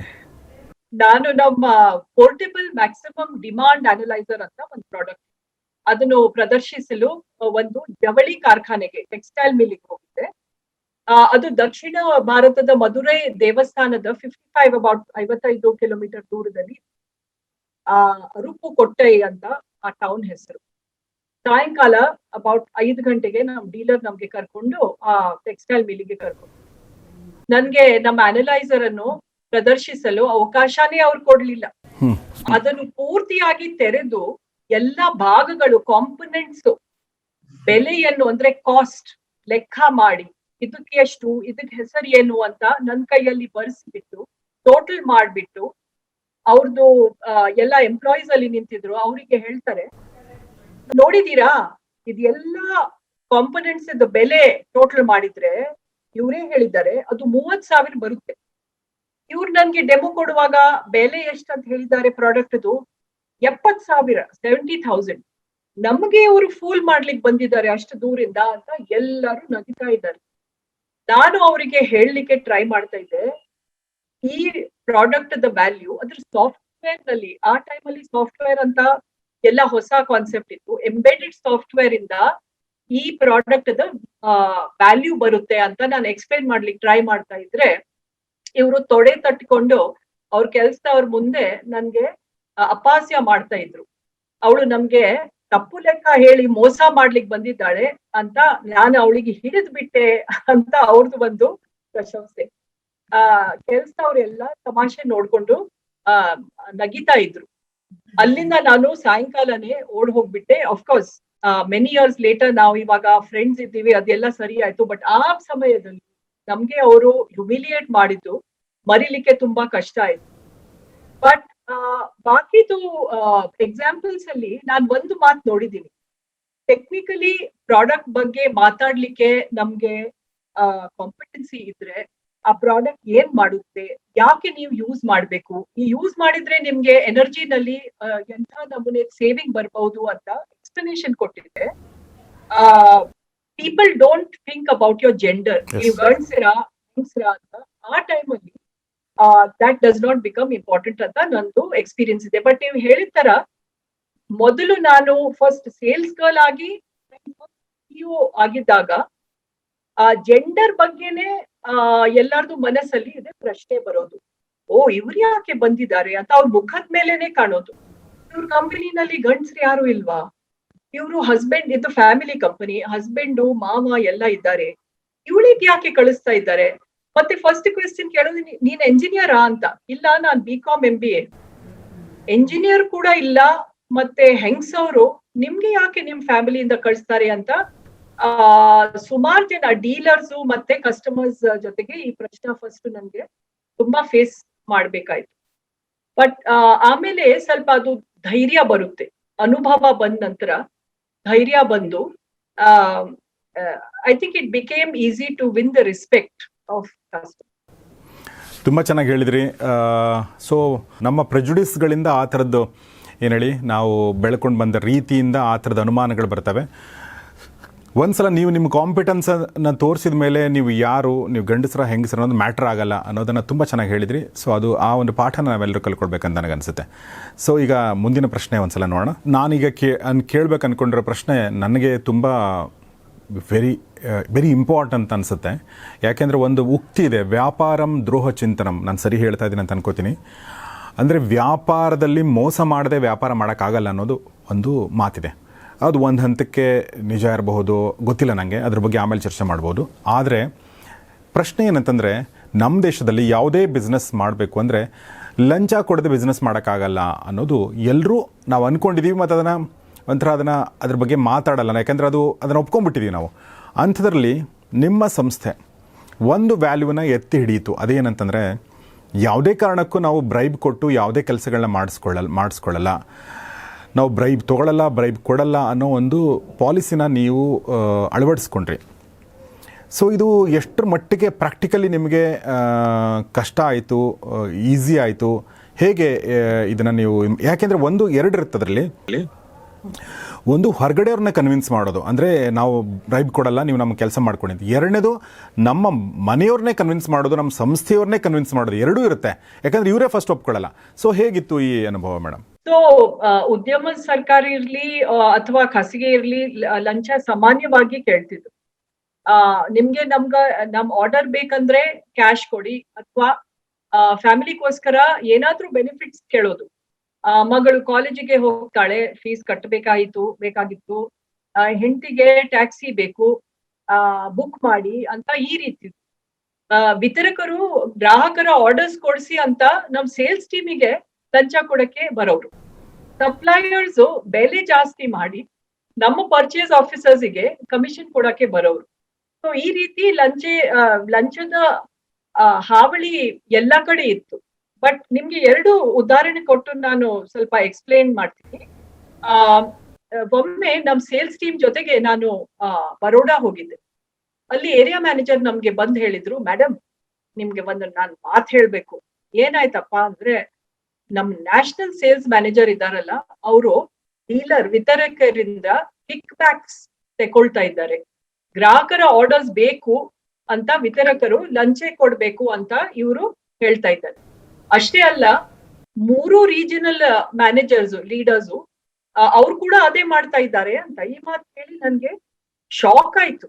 ಯಾಕಂದ್ರೆ ನಾನ್ ಯಾವಾಗ್ಲೂ ವಿಷನ್ ಸ್ಟೇಟ್ಮೆಂಟ್, ನಮ್ ವ್ಯಾಲ್ಯೂಸ್, ಆನೆಸ್ಟಿ ಅಂತ ನಾವು ಮಾತಾಡ್ತಾ ಇದ್ವಿ. ಸೊ ಇದು ಕೇಳ್ಬಿಟ್ಟು ಇದೆಲ್ಲ ಹೇಗೆ ನಡೀತಾ ಇದೆ ನನ್ ಬೆನ್ ಹಿಂದೆ, ಇದೆಲ್ಲ ಹೇಗೆ ಅಂತ ನನ್ಗೆ ತುಂಬಾ ಒಂದು ಆಗ್ಬಿಟ್ಟಿದೆ. ನಾನು ತಕ್ಷಣ ಚೇರ್ಮನ್ ಫೋನ್ ಮಾಡ್ಬಿಟ್ಟು ವಿಷಯ ತಿಳಿಸಿದೆ. ಅವರು ಒಂದ್ ಅಡ್ವೈಸ್ ಕೊಟ್ರು, ಲಂಚ ತೆಕೊಳ್ಳೋರಿಗೆ ಈ ಕೂಡ್ಲೆ ಕೆಲಸದಿಂದ ತೆಗೆದು ಹಾಕಿ ಅಂತ ಒಂದೇ ಮಾತು. ಕಂಪನಿನಲ್ಲಿ ಮತ್ತೆ ಡೀಲರ್ ನೆಟ್ವರ್ಕ್ ಒಳಗೆ ಈ ಮೆಸೇಜ್ ಕ್ಲಿಯರ್ ಆಗಿ ಹೋಗ್ಬೇಕು. ನಾವು ಲಂಚದ ವಿಷಯದಲ್ಲಿ ಯಾವುದೇ ರಾಜಿ ಮಾಡ್ಕೊಳ್ಳಲ್ಲ, ಕ್ಲಿಯರ್ ಆಗಿ ಇದು ಕ್ರಿಸ್ಟಲ್ ಕ್ಲಿಯರ್ ಮೆಸೇಜ್ ಕಳಿಸಿ ಅಂತ ನನ್ಗೆ ಹೇಳಿ. ಯಾರು ಚೇರ್ಮನ್ ಯಾರು ಮೇಡಮ್ ಇದು ನೀವು ಹೇಳಿದ್ದು? Chairman T Thomas. Okay okay okay. ಅವರು ಹಿಂದೂಸ್ತಾನ್ ಯುನಿಲಿವರ್ ನಲ್ಲಿ ಚೇರ್ಮನ್ ಆಗಿದ್ರು. And joint of a man. In fact ನಾವು IIM ಅಲ್ಲಿ ಇರುವಾಗ ಅವ್ರ ಬಗ್ಗೆ ನಾವು ಓದ್ತಾ ಇದ್ವಿ. ಅವರು ಡೀಲರಿಗೆ ಹೇಗ್ ಟ್ರೀಟ್ ಮಾಡ್ತಿದ್ರು, ಕಂಪನಿ ಹೇಗ್ ಬೆಳೆಸಿದ್ರು ಅಂತ. ಇವರೇ ನಮ್ ಚೇರ್ಮನ್ ಆಗ್ಬಿಟ್ಟಿದ್ರು, ಯಾಕಂದ್ರೆ ಅವ್ರದ್ದು ವೆಂಚರ್ ಕ್ಯಾಪಿಟಲ್ ಕಂಪನಿ. ಸೊ ಆ ಇವ್ರು ನಮ್ಗೆ ಇದು ಅಡ್ವೈಸ್ ಕೊಟ್ಟಿದಾಗ ಆ ಹೊತ್ತಲ್ಲಿ ನನ್ಗೆ ಒಂದೇ ಯೋಚನೆ ಆಗಿತ್ತು, ಎಲ್ಲರಿಗೆ ಸೀನಿಯರ್ ಟೀಮ್ ಅನ್ನ ತೆಗೆದು ಹಾಕ್ಬಿಟ್ಟಿದ್ರೆ ಸೇಲ್ಸ್ ಯಾರು ಮಾಡ್ತಾರೆ? ನಮ್ದು 5 year profit plan, business plan ನಾನ್ ಮಾಡಿದೀನಿ, ಅದಕ್ಕೆ ಏನಾಗುತ್ತೆ ಇವಾಗ ಅಂತ. ಚೇರ್ಮನ್ ನನ್ನನ್ನ ಒಂದೇ ಮಾತು ಹೇಳಿ, ನೀನು ಈ ಕ್ರಮ ತಗೊಂಡಿಲ್ಲ ಅಂದ್ರೆ ಕಂಪನಿದು ಏನ್ ಗತಿ ಆಗ್ಬಹುದು ಅಂತ ವಿಚಾರ ಮಾಡು ಅಂತ. ಸೊ ಅವ್ರು ಹೇಳಿದ ತರಾನೇ 3 ದಿವಸದಲ್ಲಿ 3 ಸಿಟೀಸಿಗೆ ಹೋಗಿ 3 ಲೀಡರ್ಸ್ಗೆ ಟರ್ಮಿನೇಟ್ ಮಾಡ್ಬಿಟ್ಟು ಎಲ್ಲರಿಗೆ ನಾನು ಒಂದು ಭಾಷಣ ಕೊಟ್ಟೆ. ಯಾಕೆ ನಾವು ಈ ತರ ಮಾಡ್ತಾ ಇದ್ದೀವಿ, ಸ್ವಲ್ಪ ಶಾರ್ಟ್ ಟರ್ಮ್ ಅಲ್ಲಿ ಸೇಲ್ಸ್ ಹೋದ್ರುನು ಪರವಾಗಿಲ್ಲ, ನುಕ್ಸಾನ ಆಗಿದ್ರು ಪರವಾಗಿಲ್ಲ, ಇದು ನಮ್ದ ಕೋರ್ ವ್ಯಾಲ್ಯೂ, ಇದು ನಾವು ಇದನ್ನ ಟಾಲರೇಟ್ ಮಾಡಲ್ಲ ಅಂತ ಎಲ್ಲರಿಗೂ ಅದೊಂದು ಮೆಸೇಜ್ ತಲುಪಿಸಿ. ಇನ್ನೊಂದು ಉದಾಹರಣೆ ಹೇಳ್ತೀನಿ. ಇದು ಗವರ್ಮೆಂಟ್ ಅಲ್ಲಿ ನಾವು ಸೇಲ್ಸ್ ಟ್ಯಾಕ್ಸ್ ಆಫೀಸರ್ಸ್ ಜೊತೆಗೆ ಎಲ್ಲ ಡೀಲ್ ಮಾಡುವಾಗ ಒಂದೊಂದ್ ಸರ್ತಿ ಇದು ಪ್ರಶ್ನೆ ಬರುತ್ತೆ. ಒಬ್ರು ಇದ್ರು ಬೆಂಗಳೂರು ಒಂದು ಸರ್ಕಲ್ ಅಲ್ಲಿ, ನಮ್ ಸಂಸ್ಥೆದು ಅಸೆಸ್ಮೆಂಟ್ ಮಾಡ್ಲಿಕ್ಕೇನೆ ಅವರು ತಯಾರಿರ್ಲಿಲ್ಲ. ಸುಮಾರು ಸರ್ತಿ ನಮ್ಮ ಕಲೀಗ್ ಪಾಪ ಹೋಗಿ ಕೇಳಿದ್ರು, ಮೇಡಮ್ 10 ವರ್ಷದ ಸೇಲ್ಸ್ ಟ್ಯಾಕ್ಸ್ ಅಸೆಸ್ಮೆಂಟ್ ಇವಾಗ ಫೈಲ್ ಆಗಿದೆ, ಮಾಡ್ತೀರಾ? ಅವರು ಕ್ಯಾಲ್ಕುಲೇಟರ್ ಅಲ್ಲಿ ಒಂದು ನಂಬರ್ ಪಂಚ್ ಮಾಡಿ ಹೀಗೆ ಹಿಡಿಯೋದು, ಇಷ್ಟ ಬೇಕು ನನ್ಗೆ ಅಂತ. ಮಾತಾಡಂಗಿಲ್ಲ, ಕ್ಯಾಲ್ಕುಲೇಟರ್ ತೋರಿಸ್ತಾ ಇದ್ರು. ಸೊ ಒಂದ್ 10 ಸರ್ತಿ ನಮ್ ಕಲೀಗ್ ಹೋಗಿ ಬಂದ್ಬಿಟ್ರು. ಒಂದ್ ದಿವ್ಸ ನಮ್ಮ ಆಫೀಸಿಗೆ ಬಂದ್ ಹೇಳಿದ್ರು, ಆಗಲ್ಲ ನನ್ ಕೈಯಲ್ಲಿ, ನಾನ್ ಏನ್ ಮಾಡ್ಲಿ? ಯಾಕಂದ್ರೆ ನಾವು ಈ ಕಂಪನಿನಲ್ಲಿ ಪರ್ಮಿಷನ್ ನಾವು ಕೇಳಂಗಿಲ್ಲ, ನಿಮ್ಗೆ ಕೊಡಬಹುದು, ನಮ್ಗೆ ಗೊತ್ತಿದೆ ನೀವು ಕೊಡಲ್ಲ ಅಂತ, ನಾನ್ ಏನ್ ಮಾಡ್ಲಿ ಅಂತ ಹೇಳಿದ್ರು. ನನಗೆ ಇದು ಕೇಳಿ ತುಂಬಾ ಕೋಪ ಬಂತು. ನಾವು ಟ್ಯಾಕ್ಸ್ ಪೇಮೆಂಟ್ ಮಾಡ್ಲಿಕ್ಕೆ ರೆಡಿ ಇದೀವಿ, ಆದ್ರೂ ನಮ್ಗೆ ಇದು ಮೋಸ ಅಂತ ನಾನು ಕಮಿಷನರ್ ಹತ್ರ ಒಂದು ಅಪಾಯಿಂಟ್ಮೆಂಟ್ ತಗೊಂಡ್ಬಿಟ್ಟು ಬೆಂಗಳೂರು ಅವರು ಸೀನಿಯರ್ ಮೋಸ್ಟ್ ಅವ್ರ ಹತ್ರ ಹೋಗ್ಬಿಟ್ಟು ಹೇಳಿದೆ, ಈ ತರ ಇವ್ರು ಮಾಡ್ತಾ ಇದ್ದಾರೆ, ನಾನ್ ಏನ್ ಮಾಡ್ಲಿ ಅಂತ. ನೀವು ರೈಟಿಂಗ್ ಅಲ್ಲಿ ಕಂಪ್ಲೇಂಟ್ ಕೊಡ್ಲಿಕ್ಕೆ ರೆಡಿ ಇದ್ದೀರಾ ಅಂತ ಕೇಳಿದ್ರು. ಬರದ್ ಕೊಡ್ತೀರಾ? ನಾನ್ ಹೇಳಿದೆ, ಎಷ್ಟು ಪೇಪರ್ ಫಿಲ್ ಮಾಡ್ಬೇಕಂತ ನೀವ್ ಹೇಳಿ, ನಾನು ಇಲ್ಲೇ ಕೂತ್ಕೊಂಡು ಇವಾಗ್ಲೇ ನಿಮ್ಗೆ ಕೊಡ್ತೀನಿ ಅಂತ. ನೀವು ಖಂಡಿತನ, ಯಾಕಂದ್ರೆ ನಿಮ್ ಮುಂದೆ ಎಷ್ಟೋ ಜನ ಉದ್ಯಮ ಲೀಡರ್ಸ್ ಬಂದು ಕಂಪ್ಲೇಂಟ್ ಮಾಡಿದ್ದಾರೆ, ರೈಟಿಂಗ್ ಅಲ್ಲಿ ಕೊಡ್ಲಿಕ್ಕೆ ಅವ್ರು ತಯಾರಿಲ್ಲ. ನಾನ್ ಹೇಳಿದ್ರೆ, ಇಲ್ಲ ನನ್ಗೆ ಏನು ಕಷ್ಟ ಇಲ್ಲ, ನಾನ್ ಇವಾಗ್ಲೇ ಕೊಡ್ತೀನಿ ಅಂತ. ಕೊಟ್ಟಿದ ತಕ್ಷಣ ನನ್ ಎದುರುಗಡೆನೆ ಇವರು ಫೋನ್ ಎತ್ತಿ ಡೆಲ್ಲಿನಲ್ಲಿ ಯಾರಾದ್ರೂ ಅವ್ರ ಬಾಸ್ ಹತ್ರ ಮಾತಾಡ್ಬಿಟ್ಟು ನನ್ ಫೈಲ್ ಅನ್ನ ಬೇರೆ ಸರ್ಕಲ್ಗೆ ಶಿಫ್ಟ್ ಮಾಡಿ ನಮ್ ಅಸೆಸ್ಮೆಂಟ್ ವಿದಿನ್ 1 ವೀಕ್ ಆಗ್ಬಿಡ್ತು. ಅಂಡ್ 3 ತಿಂಗಳಲ್ಲಿ ಈ ಆಫೀಸರ್ ಅನ್ನ, ಈ ಜೂನಿಯರ್ ಅಸಿಸ್ಟೆಂಟ್ ಕಮಿಷನರ್ ಅನ್ನ ಟ್ರಾನ್ಸ್ಫರ್ ಆರ್ಡರ್ಸ್ ಕೂಡ ಬಂತು. ಸೊ ಆ ಟೈಮ್ ಅಲ್ಲಿ ನೀವು ಹೇಳಿದಲ್ಲ ಫ್ಯಾಮಿಲಿನಲ್ಲಿ ಹೇಗೆ ಕನ್ವಿನ್ಸ್ ಮಾಡೋದು ಅಂತ, ಎಲ್ಲರೂ ಈ ಸುಮಾರು ಉದಾಹರಣೆ ನೋಡಿ ಅವರಿಗೆ ಗೊತ್ತಾಯ್ತು, this is the only way in the long term. ನಾವು ಬದುಕಬೇಕಂದ್ರೆ ಇದೇ ರೀತಿ ಮಾಡ್ತಾನೆ ಹೋಗ್ಬೇಕು ಅಂತ. ತುಂಬಾ ಕಠಿಣ, ಬಟ್ ಮಾಡ್ಲೇಬೇಕು ಅಂತ ಎಲ್ಲರಿಗೆ ಗೊತ್ತಾಗಿದೆ. ಇದು ಈ ಒಂದು ವ್ಯಾಲ್ಯೂನ ಇನ್ಕಲ್ಕೇಟ್ ಮಾಡೋದ್ರಲ್ಲಿ ನಿಮ್ಮ ಪಾತ್ರ, ಅಶೋಕ್ ಅವ್ರ ಪಾತ್ರ ಮತ್ತು ನಿಮ್ಮ ಮಾವನವ್ರ ಪಾತ್ರ, ಯಾರ ಪಾತ್ರ, ಅಥವಾ ಟಿ ಥಾಮಸ್ ಅವ್ರ ಪಾತ್ರ? ನಮ್ಮ ಫಾದರ್ ಇನ್ ಲಾ ಅಷ್ಟರಲ್ಲಿ ರಿಟೈರ್ ಆಗಿ ಹೋಗಿದ್ರು, ನಾನು ಸಿಇಒ ಆಗುವವರೆಗೆ. ಬಟ್ ನಾವು 3 ಜನ, ನೀವು ಕೇಳಿದ ಕ್ವೆಶ್ಚನ್ ತುಂಬಾ ಒಳ್ಳೇದು. ಯಾಕಂದ್ರೆ ಅಶೋಕ್, ನಾನು, ಮಿಸ್ಟರ್ ಥಾಮಸ್, ನಾವು 3 ಜನ ಕೋ ಇನ್ವೆಸ್ಟರ್ಸ್ ಇದ್ವಿ. ನಮ್ 3 ಜನರಲ್ಲಿ ಅಲೈನ್ಮೆಂಟ್ ಈ ಮಾತು ಬಗ್ಗೆ ಇರ್ಲಿಲ್ಲ ಅಂದ್ರೆ ಬಿಸ್ನೆಸ್ ಮುಂದೆ ಹೋಗ್ತಿರ್ಲಿಲ್ಲ. ಕರೆಕ್ಟ್. ಇದು ಕೋರ್ ವ್ಯಾಲ್ಯೂ ನಲ್ಲಿ 3 ಜನ ಒಪ್ಕೊಂಡಿದ್ದು, we will do business on ethical grounds or not at all. ನಾವು ಬಿಸ್ನೆಸ್ ಬೇಡ ಅಂತ ಎಷ್ಟೋ ಜನರಿಗೆ ಹೇಳಿದೀವಿ, ನಿಮ್ ಆರ್ಡರೇ ಬೇಡ ನಮ್ಗೆ, ನಾವು ಇನ್ನೊಂದ್ ಕಡೆ ನೋಡ್ತೀವಿ ಅಂತ ಸಿಗ್ನಲ್ ಹೋಗ್ಬಿಟ್ಟಿದ್ರೆ ಎಲ್ಲರಿಗೆ ಗೊತ್ತಾಗುತ್ತೆ ನಾವು ತುಂಬಾ ಸೀರಿಯಸ್ ಇದ್ದೀವಿ, ಯಾವ್ದು ಇದಕ್ಕೂ ನಾವು ರಾಜಿ ಆಗಲ್ಲ ಅಂತ. ಸೊ ಆಲ್ 3 of us, ನಾವು 3 ಜನ ಜೊತೆಗೆ ಇದ್ವಿ. ವಂಡರ್ಫುಲ್. ನಾನು ಜಸ್ಟ್ ಒಂದ್ ಶಾರ್ಟ್ ಮಾತು ಹೇಳ್ತೀನಿ. ನೀವು ಹೇಳಿದ್ದಕ್ಕೆ ನಮ್ ಕಂಪನಿನಲ್ಲಿ ವ್ಯಾಲ್ಯೂಸ್ ಬಗ್ಗೆ ತುಂಬಾ ಡಿಸ್ಕಷನ್ ಆಗ್ತಿತ್ತು. ಕತೆಗಳೇ ಹೇಳೋದು, ಎಕ್ಸಾಂಪಲ್ಸ್ ಕೊಡೋದು, ಉದಾಹರಣೆ ಕೊಡೋದು. ಎಸ್ಪೆಷಲಿ ಯಾರು ಹೊಸ ರೆಕ್ರೂಟ್ಸ್ ಬರ್ತಾರೆ ಅವರಿಗೆ. ಒಂದ್ ದಿವ್ಸ ನಾನು ಹೊರಗಿಂದ ಕೇಳ್ತಾ ಇದ್ದೆ, ಏನ್ ಅವ್ರು ಹೇಳ್ತಾರೆ ಕಂಪನಿ ಬಗ್ಗೆ ಕೇಳೋಣ ಅಂತ. ನಮ್ ಫೈನಾನ್ಸ್ ಡೈರೆಕ್ಟರು, ಫೈನಾನ್ಸ್ ಹೆಡ್ ಅವರು ಎಲ್ಲರಿಗೂ ಹೇಳ್ತಾ ಇದ್ರು, ನಿಮ್ಗೆ ಗೊತ್ತಾ ನಾನ್ ಯಾಕೆ ಇದೇ ಕಂಪನಿನಲ್ಲಿ 10 ವರ್ಷದಿಂದ ಕೆಲಸ ಮಾಡ್ತೀನಂದ್ರೆ, ನನ್ ಮನೆದ್ ವ್ಯಾಲ್ಯೂಸ್, ನಮ್ ತಂದೆ ತಾಯಿ ನನ್ಗೆ ಏನ್ ಕಲ್ಸಿದ್ದಾರೆ, ನನ್ಗೆ ಈ ಕಂಪನಿಯಲ್ಲಿ ಅದೇ ವ್ಯಾಲ್ಯೂಸ್ ನನ್ಗೆ ಕಾಣುತ್ತೆ, ಅದಕ್ಕೆ ನಾನು ಈ ಕಂಪನಿ ಯಾವಾಗ್ಲೂ ಬಿಟ್ಟು ಹೋಗಲ್ಲ. So that is the other side of it. ಎಷ್ಟೋ ಜನ ವ್ಯಾಲ್ಯೂಸ್ ಅಲ್ಲಿ ಅಲೈನ್ಮೆಂಟ್ ಅವ್ರಿಗೆ ಕಂಪನಿನಲ್ಲಿ ಸಿಕ್ಕಿಲ್ಲ ಅಂದ್ರೆ ಬಿಟ್ಟು ಹೋಗ್ತಾರೆ. So that was another reason why people stayed with us. ನಮ್ ಜೊತೆಗೆ ತುಂಬಾ ವರ್ಷ, ನಾನ್ ಮಾರೋವರೆಗೆ ಎಲ್ಲರೂ ನಮ್ ಜೊತೆಗೇನೆ. Wonderful, that's really wonderful. ಇನ್ನೂ ಈಗ ನಾನು ಕೇಳೋವಂಥ ಪ್ರಶ್ನೆ ನನಗೆ ಖುಷಿ ಕೊಟ್ಟದ್ದು ಮತ್ತು ಆಶ್ಚರ್ಯ ಕೂಡ. ಅಂದರೆ ಈಗ ಬಿಸ್ನೆಸ್ ಸ್ಕೂಲ್ಗಳು ಬೇರೆ ಬೇರೆ ಕೇಸ್ ಸ್ಟಡಿಗಳನ್ನ ತಗೊಂಡು ಅಧ್ಯಯನ ಮಾಡುವಂಥದ್ದು ಮುಂಚೆಯಿಂದಲೂ ಇದ್ದೇ ಇತ್ತು. ಸೊ ಕನ್ನಡದ ಈ ಒಂದು ಉದ್ದಿಮೆಯನ್ನು, ಕರ್ನಾಟಕದ ಈ ಉದ್ದಿಮೆಯನ್ನು ಮತ್ತು ಕನ್ನಡಿಗರ ಈ ಸಾಧನೆಯನ್ನು, ವಿಶೇಷವಾಗಿ ಹೇಮಾ ಹಟ್ಟಂಗಡಿಯವರ ಈ ಒಂದು ಕನ್ಸರ್ವ್ ಅನ್ನೋ ಬಿಸ್ನೆಸ್ ಕುರಿತಾಗಿ, ವಿಶೇಷವಾಗಿ ಈ ಮೌಲ್ಯಗಳನ್ನ ಎತ್ತಿ ಹಿಡಿಯುವಂಥ ಈ ಒಂದು ಸಾಧನೆಯನ್ನು ಹಾರ್ವರ್ಡ್ ಬಿಸ್ನೆಸ್ ಸ್ಕೂಲ್ ತನ್ನ ಪಠ್ಯಪುಸ್ತಕದಲ್ಲಿ ಕೇಸ್ ಸ್ಟಡಿಯಾಗಿ ಅಳವಡಿಸಿದೆ. ಸೊ ತುಂಬ ಖುಷಿಯಾಗುತ್ತೆ ಈ ಪ್ರಶ್ನೆ ಕೇಳಬೇಕಾದ್ರೆ. ಸೊ ಹೇಗೆ ಸಾಧ್ಯ ಆಯ್ತಿದು, ಏನು ಹೇಳ್ತೀರಾ ಈ ಬಗ್ಗೆ ಹೇಮಾ ಅವರೇ? ಓಕೆ, ಸೊ ನಾನು ಹಾರ್ವರ್ಡ್ ಬಿಸ್ನೆಸ್ ಸ್ಕೂಲ್ದು ಒಂದು ಪ್ರೋಗ್ರಾಮ್ ಇತ್ತು, AMP ಅಂತ, ಅಡ್ವಾನ್ಸ್ಡ್ ಮ್ಯಾನೇಜ್ಮೆಂಟ್ ಪ್ರೋಗ್ರಾಮ್.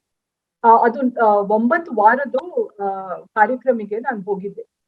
ಅಲ್ಲಿ ಕ್ಲಾಸಸ್ ಆದ ನಂತರ ಒಂದ್ ದಿವಸ ನಮ್ದು ಆರ್ಗನೈಸೇಷನಲ್ ಇಫೆಕ್ಟಿವ್ನೆಸ್ ಕೋರ್ಸ್ ನಲ್ಲಿ ಪ್ರೊಫೆಸರಿಗೆ ನಾನು ನನ್ ಕನ್ಸರ್ವ್ ಕತೆ, ಫುಲ್ ಪ್ರಯಾಣ ಬಗ್ಗೆ ನಾನು ಹೇಳ್ಬಿಟ್ಟೆ.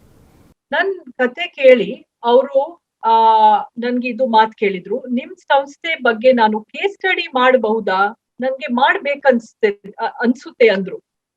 ನಾನ್ ಕೇಳಿದೆ, ಯಾಕೆ ಇಷ್ಟು ಚಿಕ್ಕದ ಕಂಪನಿ ಬಗ್ಗೆ ನಿಮ್ಗೆ ಯಾಕೆ ಕೇಸ್ ಸ್ಟಡಿ ಮಾಡ್ಬೇಕಂತ ಅನಿಸ್ತಾ ಇದೆ? ಅವ್ರು ಹೇಳಿದ್ರು, ನಿಮ್ಮ ಕಥೆನಲ್ಲಿ woman entrepreneur, energy efficiency, Asia, India, Bharat, ethical business, ಎಲ್ಲ ಎಲಿಮೆಂಟ್ಸ್ ಒಂದೇ ಸ್ಟೋರಿನಲ್ಲಿ ಎಷ್ಟು ಚೆನ್ನಾಗಿ ಬಂದ್ಬಿಟ್ಟಿದೆ ಅಂತ ನನ್ಗೆ ಪರ್ಮಿಷನ್ ಕೊಡಿ ಅಂದ್ರು. ನಾನು ಆಫ್ಕೋರ್ಸ್ ಯಾವಾಗ ನೀವು ಕಳಿಸ್ತೀರಾ ರಿಸರ್ಚರಿಗೆ ಅಂತ ಕೇಳಿದ್ದೆ. ನಾನ್ ಬೆಂಗಳೂರಿಗೆ ಬಂದಿದ ತಕ್ಷಣ 1 ವಾರನಲ್ಲಿ ಅವರು ಸೀನಿಯರ್ ರಿಸರ್ಚರಿಗೆ ಇಲ್ಲಿ ಕಳಿಸ್ತಿದ್ದು, 15 ದಿವಸ ಇಲ್ಲಿ ಇರಿಸಿ ಎಲ್ಲ ನಮ್ದು ಬೋರ್ಡ್ ಆಫ್ ಡೈರೆಕ್ಟರ್ಸ್ ಗೆ, ನಮ್ದು ವಿತರಕರು, ನಮ್ದು ಸಪ್ಲೈಯರು, ನಮ್ ಎಂಪ್ಲಾಯೀಸು, ನಮ್ ಆಡಿಟರು ಎಲ್ಲರಿಗೆ ಅವರು ತನ್ನಷ್ಟಕ್ಕೆ ಹೋಗಿ ತಮ್ಮ ಸ್ವಂತಕ್ಕೆ ರಿಸರ್ಚ್ ಮಾಡ್ಬಿಟ್ಟು ಈ beautiful case study, Hema Hattangadi and conserve ಅಂತ ಒಂದು 38 ಪೇಜಸ್ ಕೇಸ್ ಸ್ಟಡಿ ಬರೆದು ಹಾರ್ವರ್ಡ್ ಬಿಸ್ನೆಸ್ ಸ್ಕೂಲ್ ಪ್ರೋಗ್ರಾಮ್ಸ್ ಅಲ್ಲಿ ಮಾತ್ರ ಅಲ್ಲ, ಅದು ಕೇಸ್ ಸೈಟ್ ನೋಡಿದ್ರೆ ಜಗತ್ತಿನಲ್ಲಿ ಎಲ್ಲ ಒಳ್ಳೇದು ಅತಿ ಉತ್ತಮ ಇರೋದು ಬಿಸ್ನೆಸ್ ಮ್ಯಾನೇಜ್ಮೆಂಟ್ ಸ್ಕೂಲ್ಸ್ ಅದನ್ನ ಕಲಿಸ್ತಾ ಇದ್ದಾರೆ. ಬಾಸ್ಟನ್ ಅಲ್ಲಿ ಬ್ಯಾಪ್ಸನ್ ಕಾಲೇಜ್ ಅಂತ 11 ವರ್ಷಕ್ಕೆ they have taught this case study in their MBA programme on the last day of the programme. So ಈ ಕತೆ ನಮ್ದು HBS ಅಲ್ಲಿ ಹೇಗೆ ಬಂದಿದೆ ಅಂತ. That's really wonderful. ತುಂಬ ಹೆಮ್ಮೆ ಆಗುತ್ತೆ ಅಂತ ಅನ್ಸುತ್ತೆ ಅಲ್ವಾ, ಹೆಮ್ಮೆ ವಿಚಾರ ಯಾರಿಗೇ ಆಗಲಿ ಕೂಡ. ಸೊ ಕನ್ಸರ್ವ್ ಅನ್ನೋ ಸಂಸ್ಥೆ ಬಗ್ಗೆ ಮಾತಾಡ್ತಾ ಇದ್ವಿ, ಅದು ಬೆಳೆದು ಬಂದ ಬಗೆಯ ಬಗ್ಗೆ ಹೇಮಾ ಅವರು ನಮಗೆ ತಿಳಿಸ್ಕೊಡ್ತಾ ಇದ್ರು ಮತ್ತು ಅದರ ವ್ಯಾಲ್ಯೂಗಳ ಬಗ್ಗೆ ತಿಳಿಸ್ಕೊಡ್ತಾ ಇದ್ರು. ಆದರೆ ಈಗ ನೆಕ್ಸ್ಟ್ ನಾನು ಕೇಳ್ತಿರೋಂಥ ಪ್ರಶ್ನೆ, ಈ ಸಂಸ್ಥೆಯನ್ನು ಸ್ನೇಡರ್ ಅನ್ನೋ ಎಲೆಕ್ಟ್ರಿಕ್ ಸಂಸ್ಥೆ ಆಸ್ಟ್ರೇಲಿಯಾದ ಮೇಡಮ್ ಅದು? ಇಲ್ಲ, ಯುರೋಪಿಯನ್, ಪ್ಯಾರಿಸ್ ಅಲ್ಲಿ ಲಿಸ್ಟಿಂಗ್ ಇದೆ. ಓಕೆ. ಸೊ ಆ ಸಂಸ್ಥೆ ಅಕ್ವೈರ್ ಮಾಡ್ಕೊಳ್ಳುತ್ತೆ ಅಂತಂದರೆ ಖರೀದಿ ಮಾಡುತ್ತೆ. ಸೊ ಆ ಒಂದು ಪ್ರೊಸೆಸ್ ಅಂದರೆ ಅದರಲ್ಲಿ 2 ವಿಚಾರಗಳು ನನಗನ್ನಿಸ್ತು. ಒಂದು, ಸ್ನೇಡರ್ ಅನ್ನೋ ಒಂದು ಸಂಸ್ಥೆ ನಿಮ್ಮ ಸಂಸ್ಥೆನ ತಗೋಬೇಕಾದ್ರೆ ಏನೆಲ್ಲ ಮಾನದಂಡಗಳನ್ನ ಅನುಸರಿಸಿ, ಯಾಕೆಂದರೆ ನಿಮ್ಮ ಸಂಸ್ಥೆ ರಿಲೇಟಿವ್ಲಿ ಅಂಥ ದೊಡ್ಡ ಸಂಸ್ಥೆ ಆಗಿರಲಿಲ್ಲ, ಅದಕ್ಕೆ ಹೋಲಿಸ್ಕೊಂಡ್ರೆ ಬಹುಶಃ ನಿಮ್ಗಿಂತ ದೊಡ್ಡ ಸಂಸ್ಥೆಗಳು ಇದ್ದುವೇನೋ ಗೊತ್ತಿಲ್ಲ ನನಗೆ, ಬಟ್ ಬೇರೆ ಬೇರೆ ಕಾರಣಗಳಿಂದಾಗಿ ನಿಮ್ಮ ಸಂಸ್ಥೆನ ಅಕ್ವೈರ್ ಮಾಡ್ಕೊಳ್ತು ಅಂತ ನಾನು ಚಿಕ್ಕದಾಗಿ ಓದಿದೆ. ಇದು ಒಂದಾದರೆ ಅಂದರೆ ಅವ್ರ ಪರ್ಸ್ಪೆಕ್ಟಿವಿಂದ ಏನಿತ್ತು ಅಂತ, ನಿಮ್ಮ ಪರ್ಸ್ಪೆಕ್ಟಿವಿಂದ ಒಂದು ಸಂಸ್ಥೆನ ನೀವು ಕಟ್ಟಿ ಬೆಳೆಸಿದ ಸಂಸ್ಥೆನ ನೀವು ಕೊಡಬೇಕು ಅಂದರೆ ತುಂಬ ದೊಡ್ಡ ಮಟ್ಟದ ಅಮೌಂಟಿಗೆ ಹೋಗಿರುತ್ತೆ, ನಿಮಗೆ ಬಿಸ್ನೆಸ್ ತುಂಬ ದೊಡ್ಡ ಮಟ್ಟದ ಲಾಭ ಆಗಿರುತ್ತೆ ಅನ್ನೋದು. ಆದರೆ ಅದು ಇದ್ದೇ ಇರುತ್ತೆ. ಆದರೆ ಎಲ್ಲೊಂದು ಕಡೆ ನಮ್ಮದು ಅನ್ನೋದು ಇರುತ್ತಲ್ಲ, ಅದನ್ನು ಬಿಟ್ಕೊಡ್ಬೇಕಾದ್ರೆ ಸ್ವಲ್ಪ ಬೇಜಾರು ಕೂಡ ಆಗುತ್ತೆ. ಸೊ ಏನು ಹೇಳ್ತೀರಿ ಈ ಬಗ್ಗೆ? ಸೊ ಫಸ್ಟ್ ಪಾರ್ಟ್ ನೀವು ಕೇಳಿದ್ದು, ಸ್ನೈಡರ್ ನಮ್ ಕಂಪನಿನಲ್ಲಿ ಏನ್ ನೋಡಿ ಬೈ ಮಾಡಿದ್ರು ಅಂತ.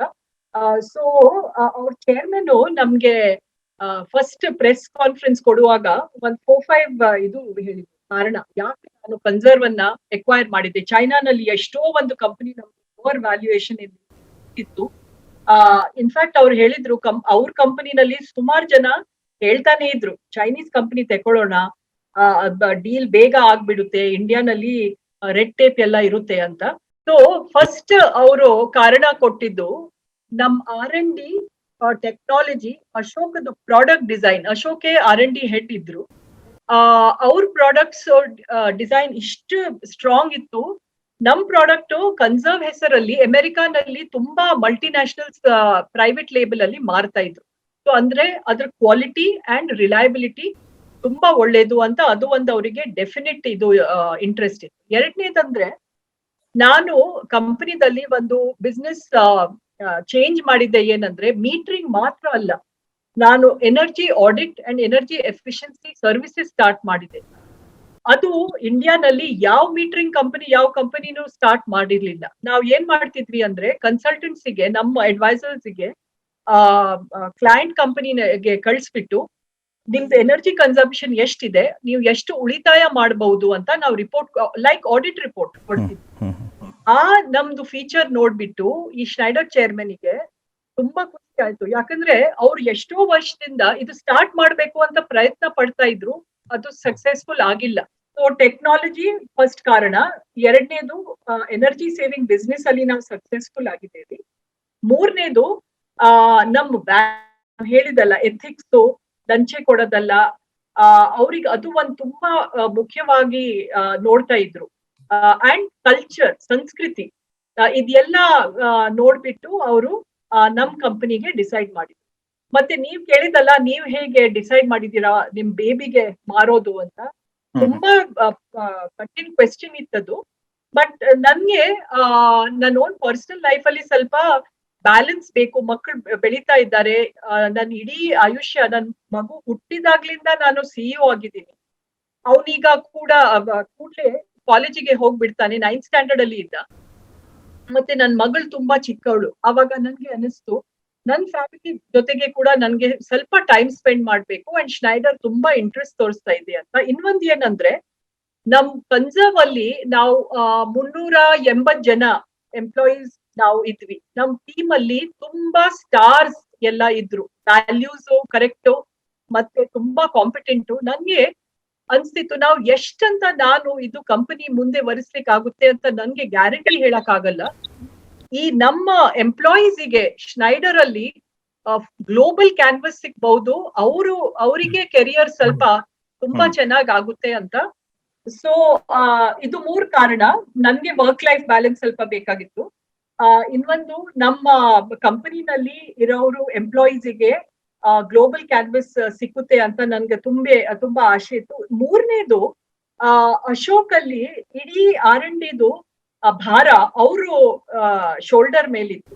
ಅದಕ್ಕೆ ಅವರಿಗೂ ಸ್ವಲ್ಪ ಇದು ಅವಕಾಶ ಸಿಕ್ಬೇಕು ಟು ರೆಸ್ಟ್, ರಿಲ್ಯಾಕ್ಸ್ ಅಂಡ್ ಅವ್ರಿಗೆ ತುಂಬಾ ಹಾಬೀಸ್ ಇದೆ, ಅವರಿಗೂ ಸ್ವಲ್ಪ ಟೈಮ್ ಆಫ್ ಬೇಕು ಅಂತ ಇದೆಲ್ಲ ನೋಡಿ ಸ್ನೈಡರ್ ವ್ಯಾಲ್ಯೂ ನಮ್ಗೆ ಅಲೈನ್ ಆಗುತ್ತೆ ಅಂತ ನೋಡ್ಬಿಟ್ಟು ನಾವು ಈ ಮದುವೆಗೆ ಓಕೆ, ಹಾಗೆ. ಸೊ ನಿಮ್ಮ ಕನ್ಸರ್ವ್ ಸ್ನೈಡರ್ ಪಾಲಾಯಿತು. Okay, yes. ಬ್ರ್ಯಾಂಡ್ ಕರ್ನಾಟಕದಲ್ಲಿ ನಾವು ಮಾತಾಡ್ತಾ ಇದ್ವಿ ಹೇಮಾ ಹಟ್ಟಂಗಡಿ ಅವ್ರ ಜೊತೆಗೆ. ಕನ್ಸರ್ವ್ ಸಂಸ್ಥೆಯನ್ನು ಬೆಳೆಸಿದಂಥ ಅದರ CEO ಆಗಿದ್ದಂಥ ಹೇಮಾ ಹಟ್ಟಂಗಡಿ ಅವರು ನಮ್ಮೊಂದಿಗಿದ್ದಾರೆ. ಬನ್ನಿ ಅವ್ರಿಗೆ ಮುಂದಿನ ಪ್ರಶ್ನೆ ಕೇಳೋಣ. ಸೊ ನೀವು ಸುಮಾರು 15 ವರ್ಷಗಳ ಕಾಲ ಕನ್ಸರ್ವ್ ಜೊತೆಗಿದ್ರಿ, ಅದರಲ್ಲಿ 12 ವರ್ಷಗಳ ಕಾಲ CEO ಆಗಿದ್ರಿ ನೀವು. ಸೊ ನನ್ನ ಪ್ರಶ್ನೆ ಏನಂತಂದರೆ, ಈಗ ಆ ಒಂದು ಅವಧಿ ಮುಗಿದ ನಂತರ ನೀವು ಏನು ಮಾಡ್ತಾ ಇದ್ದೀರಾ? ಯಾಕೆಂದರೆ ಸಾಕಷ್ಟು ಸಮಯ ಇರುತ್ತೆ. ಈಗ ನೀವು NGOಗಳ ಜೊತೆಗೆ ಗುರುತಿಸ್ಕೊಂಡಿದ್ದೀರಿ, ಪರಿಸರ, ಮಕ್ಕಳ ಶಿಕ್ಷಣ, ಈ ಥರ ಸಾಕಷ್ಟು ಒಡನಾಟದಲ್ಲಿ ಇದ್ದೀರಿ ಅಂತ ನಾನು ಓದಿದೆ. ಸೊ ಅದ್ರ ಬಗ್ಗೆ ಏನು ಹೇಳಕ್ಕೆ ಇಷ್ಟಪಡ್ತೀರಿ? ಆಕ್ಚುಲಿ ಕನ್ಸರ್ವಿನ ಮಾರಾಟ ಆದ ನಂತರ ನನಗೆ ವಾಣಿಜ್ಯ ಮತ್ತೆ ಬಿಸ್ನೆಸ್ ಅಲ್ಲಿ ಆಸಕ್ತಿ ಉಳ್ದಿಲ್ಲ. 1-2 ಸ್ಟಾರ್ಟ್ಅಪ್ ಟ್ರೈ ಮಾಡಿದ್ವಿ, ಬಟ್ ಅಶೋಕಿಗೆ ಮತ್ತೆ ನನ್ಗೂನು ಅನ್ನಿಸ್ತು ನಾವು ಇಷ್ಟೆಲ್ಲ CSR ಅಂತ ಮಾಡ್ತಿದ್ವಿ, ಇವಾಗ ಫುಲ್ ಟೈಮ್ ನಾವು ಡಿವೋಟ್ ಮಾಡಬಹುದು ಅಂತ ಎಜುಕೇಶನ್ ಅಂಡ್ ಹೆಲ್ತ್ ಅಲ್ಲಿ ಇರೋದು ಸಂಸ್ಥೆಯನ್ನು ಸಪೋರ್ಟ್ ಮಾಡ್ತಾ ಇದ್ದೀವಿ. ಅದು ಬಿಟ್ಟು ನಾನು ಒಂದು ಆಥರ್ ಆಗಿದ್ದೀನಿ. ಲಿಫ್ಟ್ ಆಫ್ ನೀವು ಹೇಳಿದ್ದು ಅದು ಒಂದು ಬುಕ್ ಆಗಿದೆ. ಇವಾಗ 2ನೇ ಬುಕ್ ಅಲ್ಲಿ ನಾನು ವರ್ಕ್ ಮಾಡ್ತಾ ಇದ್ದೀನಿ.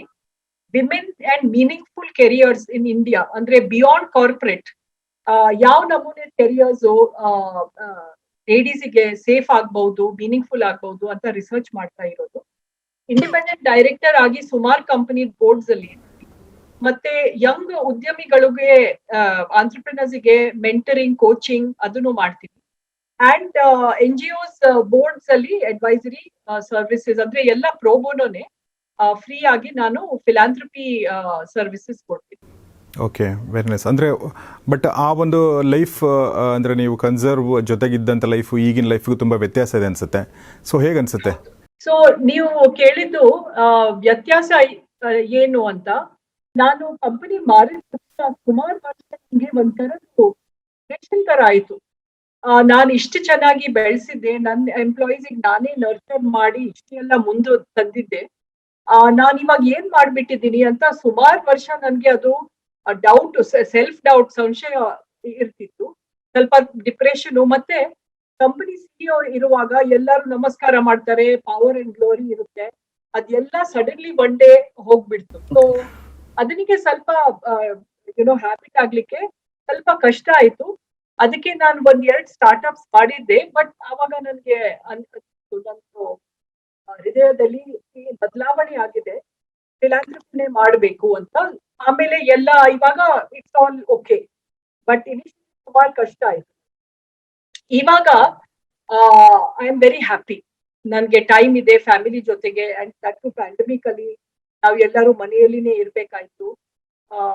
ಯಾವ್ದು ನಮೂನಿ ಕಾನ್ಫ್ಲಿಕ್ಟ್, ಟೆನ್ಷನ್ ಇಲ್ಲ. ಕೆಲ್ಸಕ್ಕೆ ಹೋಗ್ಲೇಬೇಕು, ಕೆಲ್ಸಕ್ಕೆ ಹೋದ್ರೆ ಮಕ್ಕಳು ಮನೆಯಲ್ಲಿ ಇದ್ದಾರೆ, ಅಂತಹದ್ ಕಾನ್ಫ್ಲಿಕ್ಟ್ ಏನು ಇಲ್ಲ. ಅದಕ್ಕೆ ಐ ಎಮ್ ಅಟ್. ಇನ್ನು ನಮ್ಮ ಸಂದರ್ಶನದ ಕೊನೆಯ 1-2 ಪ್ರಶ್ನೆಗಳು ಉಳ್ಕೊಂಡಿದೆ. ಸೊ ಮುಖ್ಯವಾಗಿ ನಾನು ಈಗಾಗಲೇ ಹೇಳಿರುವ ಹಾಗೆ ಮೈಲ್ಯಾಂಗ್ ಸಂಸ್ಥೆ ಈ ಒಂದು ಲಿಫ್ಟ್ ಆಫ್ ಅನ್ನೋ ಪುಸ್ತಕದ ಇಂಗ್ಲಿಷ್ ಏನು ಅವತರಣಿಕೆ ಇತ್ತು ಅದನ್ನು ಕನ್ನಡಕ್ಕೆ ತಂದಿದೆ. ಅದು ಗೂಡಿನಿಂದ ಬಾನಿಗೆ ಅಂಥೇಳಿ ಸಂಯುಕ್ತ ಪುಲಿಗಲ್ ಅವರು ಅನುವಾದ ಮಾಡಿದ್ದಾರೆ. ಸೊ ಮೇಡಮ್, ಇದನ್ನು ಕನ್ನಡಕ್ಕೆ ತರಬೇಕಂತ ಯಾಕೆ ಅನ್ನಿಸ್ತು? ಮೈಲ್ಯಾಂಗ್ ಬಗ್ಗೆ ಏನು ಹೇಳ್ತೀರಾ ಒಟ್ಟಾರೆಯಾಗಿ?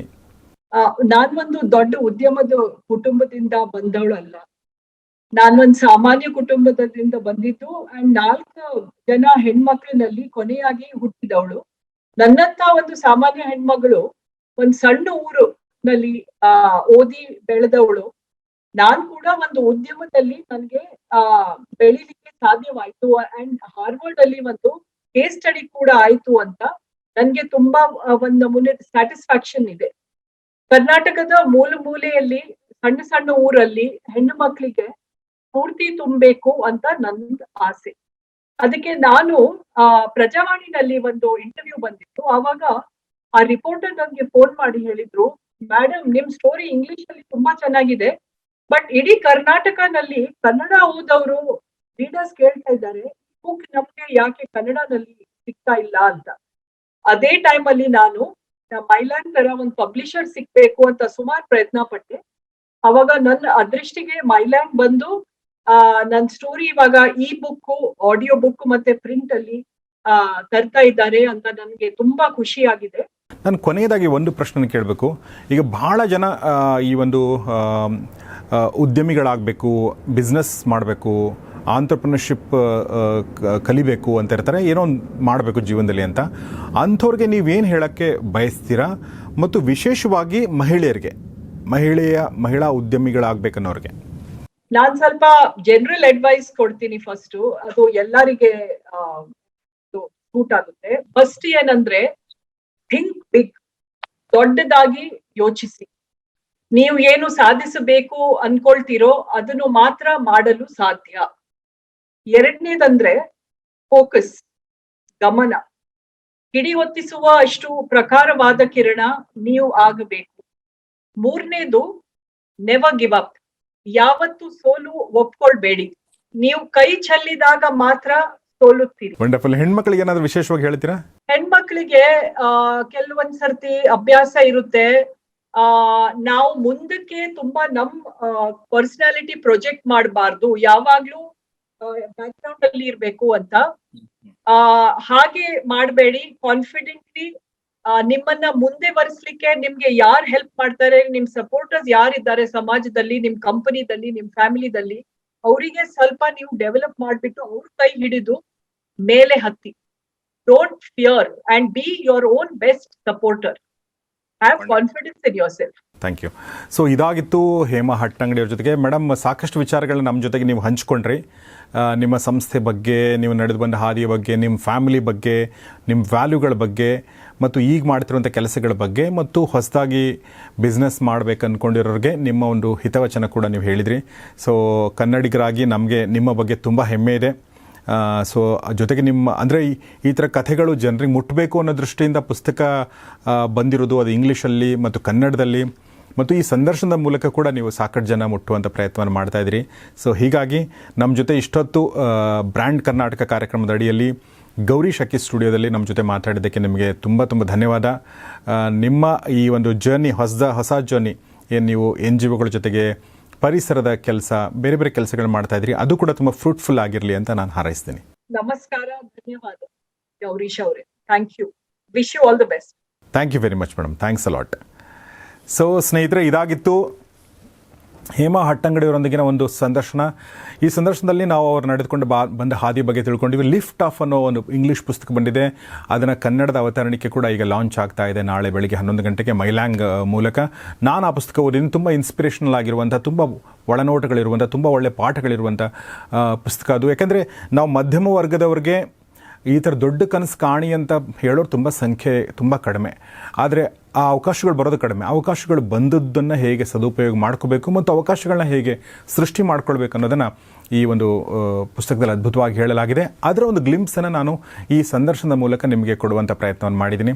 ಖಂಡಿತ ಹೇಮಾ ಹಟ್ಟಂಗಡಿಯವ್ರ ಜೊತೆಗಿನ ಈ ಸಂದರ್ಶನ ಇದನ್ನು ನಿಮ್ಮ ಸ್ನೇಹಿತರೊಂದಿಗೆ ಶೇರ್ ಮಾಡಿ, ಕಮೆಂಟ್ ಮಾಡಿ, ಲೈಕ್ ಮಾಡಿ, ಮತ್ತು ಈ ಚಾನಲ್ನ ಸಬ್ಸ್ಕ್ರೈಬ್ ಮಾಡದೇ ಇದ್ದರೆ ಸಬ್ಸ್ಕ್ರೈಬ್ ಮಾಡಿ. ಗೌರಿ ಶಕ್ಕಿ ಸ್ಟುಡಿಯೋ ಒಂದಷ್ಟು ಒಳ್ಳೆ ಕೆಲಸ ಮಾಡುತ್ತೆ ಅಂತ ನಿಮಗನಿಸಿದರೆ ನೀವು ಗೌರಿ ಶಕ್ಕಿ ಸ್ಟುಡಿಯೋಗೆ ಜಾಯಿನ್ ಬಟನ್ ಮೂಲಕ ಸಪೋರ್ಟ್ ಕೂಡ ಮಾಡ್ಬೋದು. ನೋಡ್ತಾ ಇರಿ ಗೌರಿ ಶಕ್ಕಿ ಸ್ಟುಡಿಯೋ. ಖಂಡಿತ ನೋಡಿ ಬ್ರ್ಯಾಂಡ್ ಕರ್ನಾಟಕ ಕಾರ್ಯಕ್ರಮ. Thank you very much.